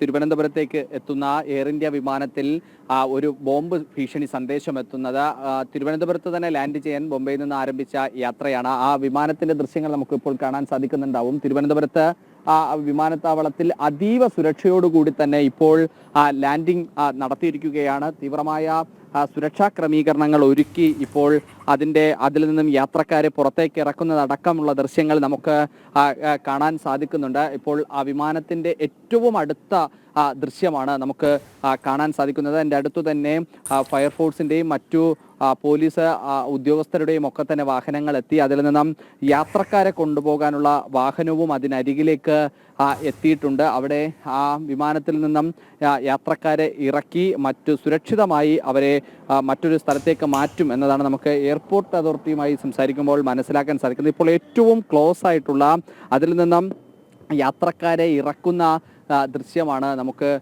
കാണാൻ സാധിക്കുന്നത്. അല്പസമയം മുമ്പാണ് മുംബൈയിൽ നിന്നും തിരുവനന്തപുരത്തേക്കുള്ള എയർ ഇന്ത്യ വിമാനത്തിൻ്റെ ബോംബ് ഭീഷണി നമുക്ക് അറിയാൻ സാധിച്ചത്.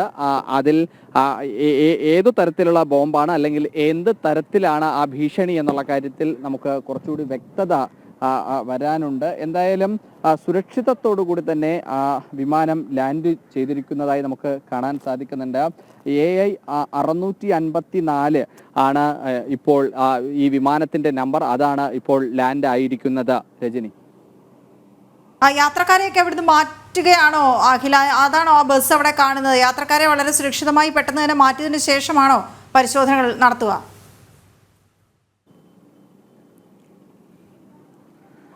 ആ ഇൻഡിക്കോയുടെ 2 ബസ്സുകൾ, അതായത് ആ വിമാനത്തിന്റെ തൊട്ടരികിൽ തന്നെ കാണുന്ന ഇൻഡിക്കോയുടെ 2 ബസ്സുകൾ നമുക്ക് കാണാൻ സാധിക്കുന്നുണ്ട്. ആ ബസ്സുകളിലേക്കായിരിക്കും യാത്രക്കാരെ മാറ്റുക. ആ യാത്രക്കാരെ ബസ്സിലേക്ക് മാറ്റി അവരെ സുരക്ഷിതമായി കൊണ്ടെത്തിച്ചതിന് ശേഷമായിരിക്കും കൂടുതലായിട്ടുള്ള അതിൻ്റെ പരിശോധനകൾ പൂർത്തീകരിക്കുക. എന്തായാലും ഫയർഫോഴ്സും അതുപോലെ തന്നെ എയർപോർട്ട് അതോറിറ്റിയും പോലീസും ഒക്കെ തന്നെ സ്ഥലത്തെത്തി അതിൻ്റെ സുരക്ഷിതമായി തന്നെ അവരെ പുറത്തേക്ക് എത്തിക്കുന്ന ദൃശ്യങ്ങൾ നമുക്ക് കാണാൻ കഴിയുന്നുണ്ട്. ഇവിടെ നിന്ന് നമ്മുടെ ക്യാമറ വീഡിയോ ജേർണലിസ്റ്റായ അനൂജ് ആനാവൂരാണ് ആ ദൃശ്യങ്ങൾ പകർത്തുന്നത്. കൃത്യമായി നമുക്കത് കാണാനും സാധിക്കുന്നുണ്ട്. എന്തായാലും വലിയ അപകടമൊന്നുമില്ലാതെ, വലിയ ബുദ്ധിമുട്ടുകളൊന്നും തന്നെ ഇല്ലാതെ തിരുവനന്തപുരത്ത് ലാൻഡിംഗ് നടത്തി എന്നതാണ് നമുക്ക് പ്രേക്ഷകരുമായി പങ്കുവെക്കാൻ സാധിക്കുന്നത്. എന്തായാലും യാത്രക്കാരെ അതിൽ നിന്നും സുരക്ഷിതമായി ഇപ്പോൾ പുറത്തേക്ക് കൊണ്ടുവരികയാണ്. വീണ, ലാൻഡിംഗ് നടത്തി, വിമാനത്തിന് സുരക്ഷിതമായി ലാൻഡിംഗ് നടത്താൻ സാധിച്ചു. പക്ഷേ അപ്പോഴും അഖിൽ നമുക്ക് ആശങ്കയാവുന്നത് ഈ ബോംബ് ഭീഷണി നിലനിൽക്കുക തന്നെയാണ്. അപ്പോൾ അതിനുള്ളിലാണോ, എവിടെയാണ് ഉള്ളത്, ലഗേജിലാണോ? നമുക്ക് ഈ പരിശോധനകൾ വളരെ പെട്ടെന്ന്, എന്തായാലും എയർപോർട്ടുമായി ബന്ധപ്പെട്ട് ഇത്തരം സംവിധാനങ്ങളൊക്കെ വളരെ പെട്ടെന്ന് തന്നെ നടത്താൻ കഴിയുന്ന സംവിധാനങ്ങൾ ഉണ്ട് അവർക്ക്. അപ്പോൾ ആദ്യത്തെ പരിഗണന യാത്രക്കാരെ മാറ്റുക എന്നുള്ളതാണ്. അതിനുശേഷം ആയിരിക്കും ഒരുപക്ഷെ ഈ സുരക്ഷാ പരിശോധനകളിലേക്ക് കടക്കുക എന്നാണോ, അതോ സമാന്തരമായി സുരക്ഷാ പരിശോധനകൾ നടക്കുന്നുണ്ടോ അറിയാൻ കഴിയുന്നുണ്ടോ?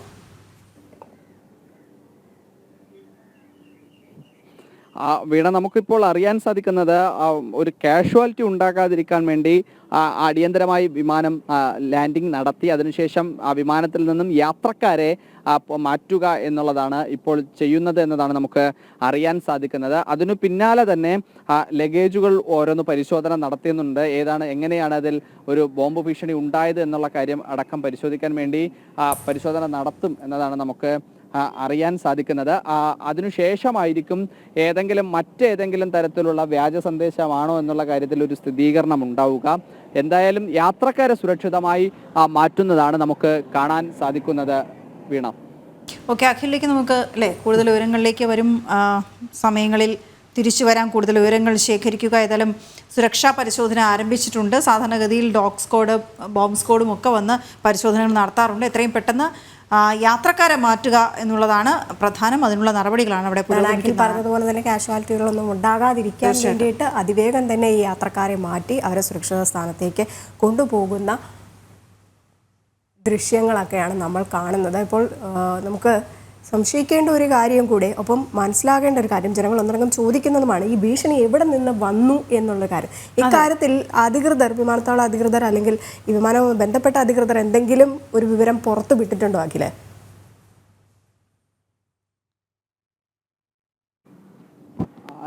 ഇതുവരെ അത്തരത്തിലൊരു വിവരങ്ങളൊന്നും തന്നെ എയർപോർട്ട് അതോറിറ്റി പുറത്തു വിട്ടിട്ടില്ല.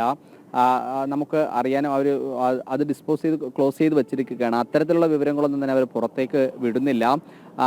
ഇതിപ്പോൾ നമുക്ക് ബോംബ് ഭീഷണി ഉണ്ടായി എന്ന് മാത്രമാണ് നമുക്ക് അറിയാൻ സാധിക്കുന്നത്. അതുകൊണ്ട് തന്നെ ലാൻഡിങ്ങിൻ്റെ സമയം കുറച്ചുകൂടി വേഗത കൂട്ടി മറ്റു സുരക്ഷാ ക്രമീകരണങ്ങൾ കൂടി ഒരുക്കി ആ വിമാനം പെട്ടെന്ന് ടേക്ക് ഓഫ് ചെയ്തു എന്നത് മാത്രമാണ് നമുക്ക് അറിയാൻ സാധിച്ചിട്ടുള്ളത്. എന്തായാലും വലിയൊരു അപകടം തന്നെ നമുക്ക് ഒഴിവായി എന്ന് പറയേണ്ടി വരും. കാരണം അല്ലാത്ത പക്ഷം ഏതെങ്കിലും അത് വാർത്ത ശരിയായി മാറിയിരുന്നു എങ്കിൽ എത്രമാത്രം വലിയ ദുരന്തമാണ് ഉണ്ടാവുക എന്നുള്ളതാണ് നമുക്ക് പറയേണ്ടി വരിക. എന്തായാലും ആ ദുരന്തത്തിൽ നിന്നും നമുക്ക് മോക്ഷം കിട്ടി, അല്ലെങ്കിൽ ആ ദുരന്തം ഉണ്ടായില്ല എന്ന് തന്നെ നമുക്ക് പറയേണ്ടി വരും. എന്തായാലും ഇപ്പോൾ യാത്രക്കാർ സുരക്ഷിതമായി ബസ്സുകളിലേക്കൊക്കെ തന്നെ മാറുന്നത് നമുക്ക് കാണാൻ സാധിക്കുന്നുണ്ട്. അതിനുശേഷം കൂടുതൽ പരിശോധന നടത്തിയതിനു ശേഷമായിരിക്കും അവർ പുറത്തേക്ക് വരിക. അപ്പോൾ പുറത്തേക്ക് വരുമ്പോൾ കാരണം ഈ തിരുവനന്തപുരത്ത് തന്നെ ടേക്ക് ഓഫ് ചെയ്യേണ്ട വിമാനമായതുകൊണ്ട് തന്നെ ആ യാത്രക്കാർ പുറത്തേക്ക് വരുമ്പോൾ അവരുടെ പ്രതികരണം എടുക്കുന്ന സമയത്ത് നമുക്ക് കൂടുതൽ കാര്യങ്ങൾ അറിയാൻ സാധിക്കും. രജനി,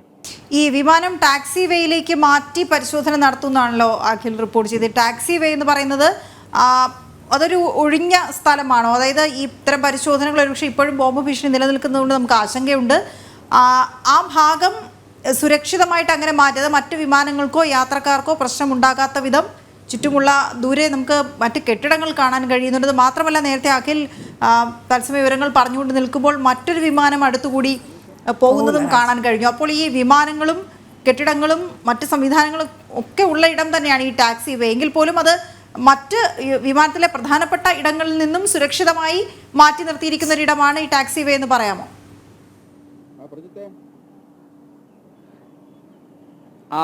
വീണ, അങ്ങനെ തന്നെയാണ്. കാരണം മറ്റു വിമാനങ്ങൾക്ക് ടേക്ക് ഓഫ് ചെയ്യാനും ടേക്ക് ഓൺ ചെയ്യാനും തരത്തിൽ സംവിധാനം ഒരുക്കിയാണ് ഈ വിമാനം മറ്റൊരു ഭാഗത്തേക്ക്, ഒഴിഞ്ഞ ഭാഗത്തേക്ക്, ഏതെങ്കിലും തരത്തിൽ അത് അപകട സാധ്യത നിലനിൽക്കുന്നതാണെങ്കിൽ പോലും മറ്റൊരു വലിയ കൂടുതൽ അപകടത്തിലേക്ക് പോകാനുള്ള സാധ്യതയിൽ ഉണ്ടാകാതിരിക്കാൻ വേണ്ടി അതിനെ പ്രത്യേകമായ ഒരു വേയിലേക്ക് മാറ്റി അതിൻ്റെ അടുത്തേക്ക് ഫയർ എഞ്ചിൻ അടക്കമുള്ളവ എത്തിച്ച് മറ്റു യാത്രക്കാരെ പെട്ടെന്ന് തന്നെ എത്തിക്കുന്നതിനുള്ള ആംബുലൻസും ബസ്സും ഒക്കെ തന്നെ ക്രമീകരിച്ച് ആ തരത്തിലുള്ള സംവിധാനങ്ങൾ ഒരുക്കിയാണ് ടേക്ക് ഓഫ് ചെയ്തിരിക്കുന്നത്. നമുക്ക് ദൃശ്യങ്ങളിൽ കാണുന്നത് പോലെ തന്നെ വലിയ വിജനമായി ഒഴിഞ്ഞു നിൽക്കുന്ന ഒരു സ്ഥലത്തേക്ക് അതിനെ നിർത്തിയിരിക്കുകയാണ് നമുക്ക് കാണുന്നത്. നമ്മുടെ ക്യാമറമാൻ അതൊന്ന് വൈഡായിട്ട് ഫ്രെയിം വെച്ചാൽ നമുക്കത് കുറച്ചുകൂടി ഒന്ന് വിശദമായി നമുക്ക് പ്രേക്ഷകരുമായി പങ്കുവെക്കാൻ സാധിക്കും. ഇപ്പോൾ നല്ല ദൂരത്ത് അത് മാറ്റി നിർത്തിയിരിക്കുന്നത് കാണാം. മറ്റു നേരത്തെ നമ്മളുടെ ഈ ദൃശ്യം പകർത്തുന്നതിനിടെ തന്നെ മറ്റൊരു വിമാനം ടേക്ക് ഓഫ് ചെയ്തു പോകുന്നതും നമുക്ക് കാണാൻ സാധിച്ചിട്ടുണ്ട്. അങ്ങനെ അതിനെ സുരക്ഷിതമായി നിർത്തി തന്നെയാണ് ഇപ്പോൾ ഇതിൻ്റെ നടപടിക്രമങ്ങൾ പൂർത്തീകരിച്ചിട്ടുണ്ട്. ഇപ്പോൾ അതിൽ യാത്രക്കാർ ബസ്സിലേക്ക് കയറുന്നതൊക്കെ തന്നെ നമുക്ക് കാണാൻ സാധിക്കുന്നുണ്ട്. എന്തായാലും ആ യാത്രക്കാർ സുരക്ഷിതമായി ഇറങ്ങിയിട്ടുണ്ട് എന്ന് നമുക്ക് മനസ്സിലാക്കാൻ സാധിക്കുന്നുണ്ട്. അതായത് അഖിൽ, ഈ മുംബൈ തിരുവനന്തപുരം എയർ ഇന്ത്യ വിമാനമാണ്. ഇത് ലാൻഡ് ചെയ്യേണ്ട സമയത്തിനും മുൻപേ അടിയന്തരമായി ലാൻഡിംഗ് നടത്തി എന്നുള്ളതാണല്ലേ ഈ ബോംബ് ഭീഷണി ഉണ്ട് എന്നുള്ളത്. ഇത് പൈലറ്റാണ് അറിയിച്ചത് എന്ന വിവരം കൂടിയാണ് ലഭിക്കുന്നത്. അപ്പോൾ മുംബൈയിൽ നിന്ന് പുറപ്പെട്ട ഉടനെയാണോ അത് ഇതിനിടയിലാണോ എന്നുള്ള കാര്യം നമുക്ക് വ്യക്തതയില്ല എന്ന് വേണം മനസ്സിലാക്കാൻ. അതിനുള്ള സംവിധാനങ്ങളൊക്കെ, ഈ പരിശോധന നടത്തുന്നതിൻ്റെ സംവിധാനങ്ങളൊക്കെ നമുക്ക് ദൃശ്യങ്ങളിൽ വളരെ വ്യക്തമായി ജനം ടി വിയിലൂടെ വളരെ വ്യക്തമായി തന്നെ കാണാനും കഴിയുന്നുണ്ട്. ഈ വിമാനം ശരിക്കും ലാൻഡ് ചെയ്യേണ്ടിയിരുന്ന സമയം എപ്പോഴാണ്? ഈ അടിയന്തര ലാൻഡിംഗ് എത്ര സമയം മുൻപേ ആയിരുന്നു?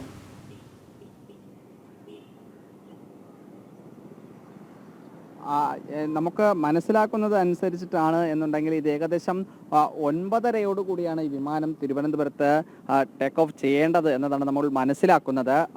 അതിനും ഏകദേശം ഒരു 45 മിനിറ്റ് മുമ്പ് തന്നെ അത് ടേക്ക് ഓഫ് ചെയ്താണ് ഈ പ്രവർത്തനങ്ങൾ ഇപ്പോൾ ഏർപ്പെടുത്തുന്നത്. കാരണം അവിടെ നിന്ന് മുംബൈയിൽ നിന്ന് തിരിച്ച് ഫ്ലൈയിങ്ങിനിടയിലായിരിക്കണം ഇത്തരത്തിലൊരു സന്ദേശം ലഭിച്ചിട്ടുണ്ടാവുക. അത് സമയോചിതമായിട്ടുള്ള പൈലറ്റിൻ്റെ ഇടപെടൽ കൊണ്ടായിരിക്കണം ഒരു വലിയ അപകടത്തിൽ നിന്നും നാടിനെ സംരക്ഷിച്ച് അല്ലെങ്കിൽ അതിലെ യാത്രക്കാരെ സംരക്ഷിച്ച് ഇപ്പോൾ ടേക്ക് ഓഫ് ചെയ്തിരിക്കുന്നത്. നമുക്ക് കാണുന്നത് പോലെ തന്നെ മറ്റു ഒരു വിമാനം അത് ടേക്ക് ഓൺ ചെയ്യാനുള്ള നടപടിക്രമമാണ് നടക്കുന്നതെന്നാണ് തോന്നുന്നത്. മറ്റൊരു വിമാനം ഇപ്പുറത്തെ റൺവേയിൽ നിന്നും അത് ടേക്ക് ഓൺ ചെയ്യുന്ന ദൃശ്യങ്ങൾ നമുക്ക് കാണാൻ സാധിക്കുന്നുണ്ട്. അപ്പോൾ ഒരു അപകടമില്ലാത്ത സാഹചര്യത്തിൽ തന്നെയാണ് മറ്റേ എയർ ഇന്ത്യയുടെ വിമാനം നിർത്തിയിരിക്കുന്നത്.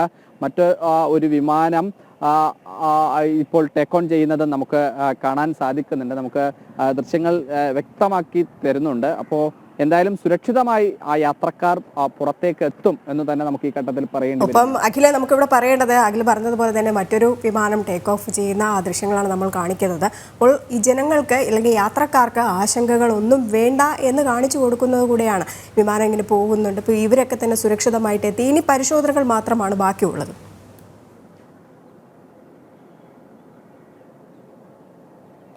ഇനിയുള്ള പരിശോധന രജനി, എന്തായാലും യാത്രക്കാരുടെ മുഴുവൻ ലഗേജും പരിശോധിക്കുന്നുണ്ടാവും. വിമാനത്തിൽ മറ്റേതെങ്കിലും തരത്തിലുള്ള ഏതെങ്കിലും സംവിധാനം അതിനകത്ത് വ്യാജ സന്ദേശമാകാനാണ് കൂടുതൽ സാധ്യത. അപ്പോൾ ആ മെയിൽ സന്ദേശം വന്നത് എങ്ങനെയാണ് എന്നുള്ള കാര്യങ്ങളടക്കം നമുക്ക് പരിശോധിക്കാൻ സാധിക്കുന്നുണ്ടാവും. എന്തായാലും ഇപ്പോൾ ആ വിമാനത്തിൽ നിന്നുള്ള യാത്രക്കാരെ ആ ബസ്സിലേക്ക് കയറ്റി ആ ബസ് സുരക്ഷിതമായി തന്നെ പോകുന്നത് നമുക്ക് കാണാൻ സാധിക്കുന്നുണ്ട്. എന്തായാലും മുഴുവൻ യാത്രക്കാരുടെ ലഗേജുകളും ഇവിടെ ബോംബ് സ്ക്വാഡ് പരിശോധിക്കുന്നുണ്ടാകും. ബോംബ് സ്ക്വാഡ് നമ്മൾ ഇങ്ങോട്ട് വരുന്ന സമയത്ത് തന്നെ അതിവേഗം 2 യൂണിറ്റ് ബോംബ് സ്ക്വാഡ് ഇവിടേക്ക് വരുന്നത് നമ്മൾ കണ്ടതാണ്. അപ്പോൾ ആ ബോംബ് സ്ക്വാഡ് വന്ന് അവിടെ പരിശോധന നടത്തുന്നുണ്ടാകും. പരിശോധന നടത്തിയതിന് ശേഷമായിരിക്കും എയർപോർട്ടിനുള്ളിലേക്ക് ആ യാത്രക്കാരെ അയക്കുക. അവിടെ കൂടുതലായിട്ടുള്ള ഒരു ചോദ്യം ചെയ്യലും അല്ലെങ്കിൽ കൂടുതൽ തരത്തിലുള്ള പരിശോധനയും ഉണ്ടാകും. ആ പരിശോധനയ്ക്ക് ശേഷമായിരിക്കും യാത്രക്കാർ പുറത്തേക്ക് വരിക ഉണ്ടാവുക. രജനി, തിരുവനന്തപുരം എയർ ഇന്ത്യ വിമാനത്തിലാണ് ബോംബ് ഭീഷണി ഉണ്ടായിരിക്കുന്നത്. വിമാനത്താവളത്തിൽ അടിയന്തര ലാൻഡിംഗ് നടത്തുകയായിരുന്നു വിമാനം. ഏതാണ്ട് 40 മിനിറ്റ് മുൻപേ ലാൻഡിംഗ് നടത്തി എന്നുള്ളതാണ്. സുരക്ഷ ഒരുക്കിയിട്ടുണ്ട്. യാത്രക്കാരെ സുരക്ഷിതമായി അവിടെ നിന്ന് മാറ്റുകയാണ്. ഇനിയിപ്പോൾ സുരക്ഷാ പരിശോധനകൾ, ഇപ്പോൾ ടാക്സി വേ എന്ന് പറയുന്ന വളരെ സുരക്ഷിതമായൊരു മേഖലയിലേക്കാണ് വിമാനം മാറ്റി നിർത്തിയിരിക്കുന്നത്. ചുറ്റും മറ്റ് വിമാനങ്ങളൊക്കെ ലാൻഡ് ചെയ്യുന്നത് നമുക്ക് കാണാൻ കഴിയുന്നുണ്ടെങ്കിൽ പോലും ഇപ്പോൾ അത് വളരെ അടുത്ത് നമ്മൾ സൂം ചെയ്ത് ക്യാമറ കാണിക്കുന്നുകൊണ്ടാണ് നമുക്ക് അങ്ങനെ ഫീൽ ചെയ്യുന്നത്. പക്ഷേ വളരെ ദൂരെയാണ് ഈ വിമാനമുള്ളത്. സുരക്ഷിതമായ അകലത്തിൽ തന്നെയാണെന്നുള്ളതാണ് അഖിൽ റിപ്പോർട്ട് ചെയ്യുന്നത്. നിലവിൽ ഇപ്പോൾ ആശങ്കയ്ക്ക് അടിസ്ഥാനമില്ല എങ്കിൽ പോലും വ്യാജ ബോംബ് ഭീഷണിയാണോ എന്നുള്ള അടക്കം പരിശോധന നടത്തുന്നുണ്ട്. സുരക്ഷാ സംവിധാനങ്ങളൊക്കെ തന്നെ അവിടെ ഒരുക്കിയിട്ടുമുണ്ട്. അപ്പം മറ്റ് യാത്രക്കാർക്ക് ഒന്നും തന്നെ പേടി വേണ്ട എന്നുകൂടെ നമ്മൾ കാണിച്ചു കൊടുത്തതായിരുന്നു. മറ്റു വിമാനങ്ങൾ അതുവഴി പോകുന്നതും ഒക്കെ തന്നെ. ഏതായാലും ഇതിൽ വിശദമായ ഒരു പരിശോധന തന്നെ നടത്താൻ തന്നെയാണ് തീരുമാനം. അഖിൽ പാലോട്ടുമണമായിരുന്നു ഇവിടെ നിന്ന് വിവരങ്ങൾ പങ്കുവച്ചുകൊണ്ടിരുന്നത്. വരും മണിക്കൂറുകളിലും ഇത് സംബന്ധിച്ചുള്ള വാർത്തകൾ നമുക്ക് പ്രതീക്ഷിക്കാം. ഇനി പുത്തൻപുലരിയിൽ ഒരു ഇടവേളയാണ്. ഇടവേളയ്ക്ക് ശേഷം തിരികെ എത്താം.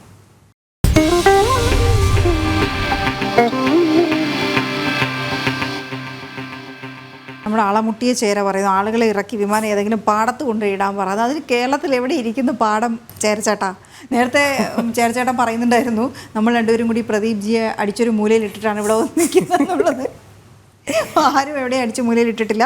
വരും ദിവസങ്ങളിൽ വരും. വിമാനത്തിലെ സ്വർണ്ണക്കടത്തുകാർക്ക് ബുദ്ധിമുട്ടുണ്ടാവരുതെന്ന് കൂടി അദ്ദേഹം പറയുന്നുണ്ട്. തമാശ പറയാൻ പറ്റിയ സമയമാണിത്. അവിടെ അതുമായി ബന്ധപ്പെട്ട് ഈ സുരക്ഷാ പരിശോധന നടത്തുന്ന ആളുകളുടെ നെഞ്ചിൽ തീയാണ്. കാരണം ഇത് എപ്പോഴും വ്യാജമെന്ന് നമുക്ക് കരുതാൻ കഴിയില്ലല്ലോ. അങ്ങനെ സംഭവിക്കാതിരിക്കട്ടെ. എല്ലാം പിന്തുണയും നമുക്ക് അവർക്ക് നൽകാം. അതവർ നടത്തിക്കൊണ്ടിരിക്കുകയാണ്. ഓക്കെ, നമുക്ക് അധികം കമന്റുകളിലേക്ക് പോകാൻ സമയമില്ല. ഇനി അടുത്ത സോഷ്യൽ സ്കൂപ്പിന്റെ സമയമാണ്.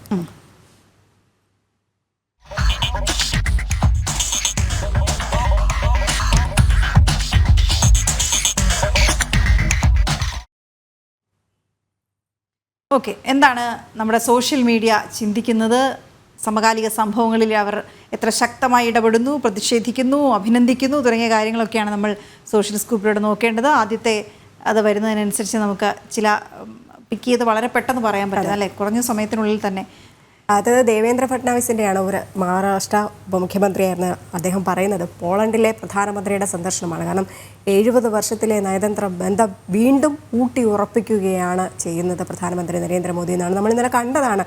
നരേന്ദ്രമോദി അവിടെ എത്തുന്ന സമയത്ത് അവിടുത്തെ ജനങ്ങളുടെ ഒരു സന്തോഷവും ഒക്കെ തന്നെ ഇത് ഏത് രാജ്യത്ത് പോയിരുന്നാലും അങ്ങനെ തന്നെയാണ് അത് ഉണ്ടാകുന്നത്. എന്തായാലും ഇപ്പോൾ ഉക്രൈനിലേക്ക് പോകുന്നതാണ്. ഉക്രൈനിലെ നമുക്കറിയാം, ഉക്രൈനിൽ ഇപ്പോൾ നടന്നുകൊണ്ടിരിക്കുന്ന സംഭവങ്ങളൊക്കെ തന്നെ. മറ്റു ഒരു ലോക നേതാക്കളും അങ്ങോട്ടേക്ക് പോകാൻ താല്പര്യം കാണിച്ചിട്ടില്ല. പ്രധാനമന്ത്രി അവിടെയും പോകുന്നുണ്ട്. അതുകൊണ്ട് എല്ലായിടത്തും ട്രെയിൻ മാർഗമാണ് ഉക്രൈനിലേക്ക് പോകുന്നത്.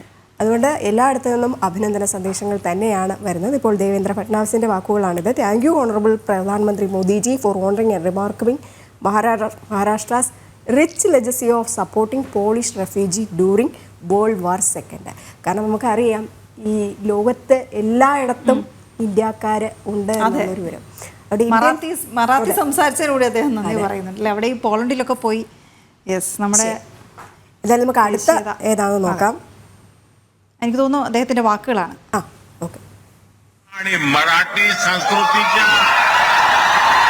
मराठी संस्कृतीच्या प्रती पोलंडचे नागरिकांनी व्यक्त केलेला हा सन्मान आहे. मानव धर्म आचरणाला सर्वात अधिक प्राधान्य आहे. छत्रपति शिवाजी महाराज की प्रेरणा से कोल्हापुर की रॉयल फैमिली ने बलीवड़े में पोलैंड की महिलाओं और बच्चों को शरण दी थी. वहां भी एक बहुत बड़ा कैंप बनाया गया था. पोलैंड की महिलाओं और बच्चों को कोई तकलीफ ना हो, इसके लिए महाराष्ट्र के लोगों ने दिन रात एक कर दिया था. साथियों, आज ही मुझे मोंटे कैसीनो मेमोरियल पर भी श्रद्धांजलि देने का अवसर मिला है. ये मेमोरियल हजारों भारतीय सैनिकों के बलिदान को भी, उनकी भी याद दिलाता है.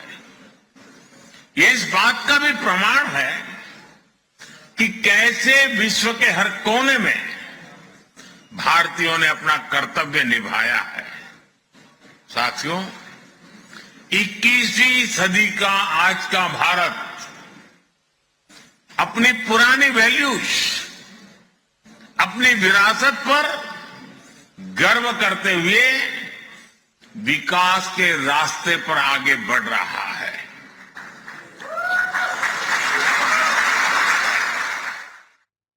അവരുടെ ആ ഒരു സന്തോഷം കണ്ടതാണ് ഒരു സമൂഹത്തെ മറാത്തി വാക്കുകൾ അല്ലേ, പോളണ്ടിൽ പോയി അദ്ദേഹം മറാത്തിയിൽ സംസാരിച്ചതും വളരെ വ്യക്തമാണ് ആ സന്ദേശം മുന്നോട്ട് വെക്കുന്നത്. അടുത്തത് നോക്കാം. അടുത്തത് ഇന്ത്യൻ കോമ്പസിൻ്റെയാണ് പിക്ചേഴ്സ്. എന്താണ് കൊൽക്കത്തയിൽ സംഭവിക്കുന്നത്, എന്തുകൊണ്ട് അനൂപ് ദത്ത ഓടിപ്പോയി എന്നുള്ളതിന് വ്യക്തമാകുന്ന ഒരു ചിത്രങ്ങളും സംസാരിക്കും എന്ന് നമുക്ക് ഇതിൽ നിന്ന് മനസ്സിലാക്കാൻ മാർക്ക് ചെയ്തിട്ടും കൂടെ ഉണ്ട് ഓരോ ചിത്രങ്ങളും. ഇത് തന്നെയാണ് ഹൈക്കോടതി സുപ്രീം കോടതി ചോദിച്ചത്, പോലീസ് എന്തിനാണ് അവിടെ നിർജ്ജീവമായത്. TMC ലീഡേഴ്സ് ഉണ്ട് അതിൽ. ഒപ്പം ഈ ആർജിക്കർ കോളേജിലെ സഞ്ജയ് റോയ് അക്യൂസ്ഡ് ആയിട്ടുള്ള അദ്ദേഹത്തിനൊപ്പമാണ് അവർക്കൊപ്പമാണ് ഈ അനൂപ് ദത്ത ഇരിക്കുന്ന ആ ഫോട്ടോയാണ് നമുക്ക് കാണാൻ കഴിയുന്നത്. അപ്പോൾ അത് വ്യക്തമാണ് എന്താണ് അവിടെ സംഭവിക്കുന്നത്, എന്തുകൊണ്ട് മീഡിയയിൽ നിന്ന് അദ്ദേഹം ഒളിച്ചോടുന്നു, കാര്യങ്ങൾ പറയുന്നില്ല. പക്ഷേ കോടതിയിൽ നിന്ന് ഒളിച്ചോടാൻ കഴിയുകയില്ല. ഇന്ന് റിപ്പോർട്ട് വരുമ്പോൾ അറിയാം. സുപ്രീം കോടതി ഇന്ന് ഈ വിഷയം പരിഗണിക്കുന്നുണ്ട്. ഓക്കെ, അടുത്തത്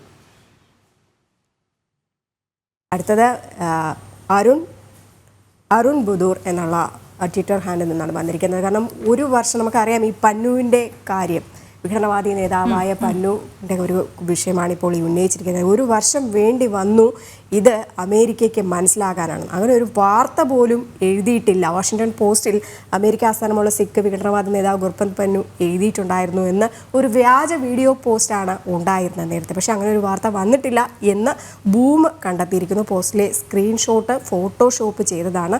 സ്ക്രീൻഷോട്ട് വ്യാജമാണെന്നാണ് സ്ഥിരീകരിച്ചിട്ടുണ്ടായത്. മറ്റൊന്ന്, ഈ അവകാശവാദം അനുസരിച്ച് പന്നു സ്വയം ആക്രമണം നടത്തിയിരിക്കാമെന്നാണ് ഇപ്പോൾ US രഹസ്യാന്വേഷണ ഏജൻസികളടക്കം വിലയിരുത്തിയത്. നമുക്ക് നേരത്തെ തന്നെ ഒരുപാട് വാർത്തകൾ ഇങ്ങനെ വന്നിട്ടുണ്ടായിരുന്നു. പന്നു വലിയൊരു ഭീഷണി കൂടെയാണ്. അതിൽ ഇന്ത്യ ശക്തമായ എതിർപ്പുകൾ അറിയിച്ചിട്ടുണ്ടായിരുന്നു കാനഡ വിഷയത്തിലടക്കം. പക്ഷെ അപ്പോഴും അമേരിക്ക ഒരു വർഷമായിട്ട് പന്നുവിൻ്റെ ഒപ്പം ആയിരുന്നു എന്ന് പറയുന്നുണ്ട്. അതിനിടയിൽ തന്നെ ഈ ഒരു വർഷം എടുത്തു പന്നു ആരാണ് എന്ന് മനസ്സിലാക്കാൻ പോലും. അപ്പം വ്യാജ സന്ദേശമാണ് അവിടെ ഉന്നയിച്ചതെന്നുള്ള കാര്യം പോലും മനസ്സിലാക്കാൻ ഒരു വർഷം അമേരിക്കയ്ക്ക് വേണ്ടി വന്നു എന്നാണ് ഈ ആനന്ദിന്റെ പോസ്റ്റിൽ നിന്ന് വ്യക്തമാക്കുന്നത്.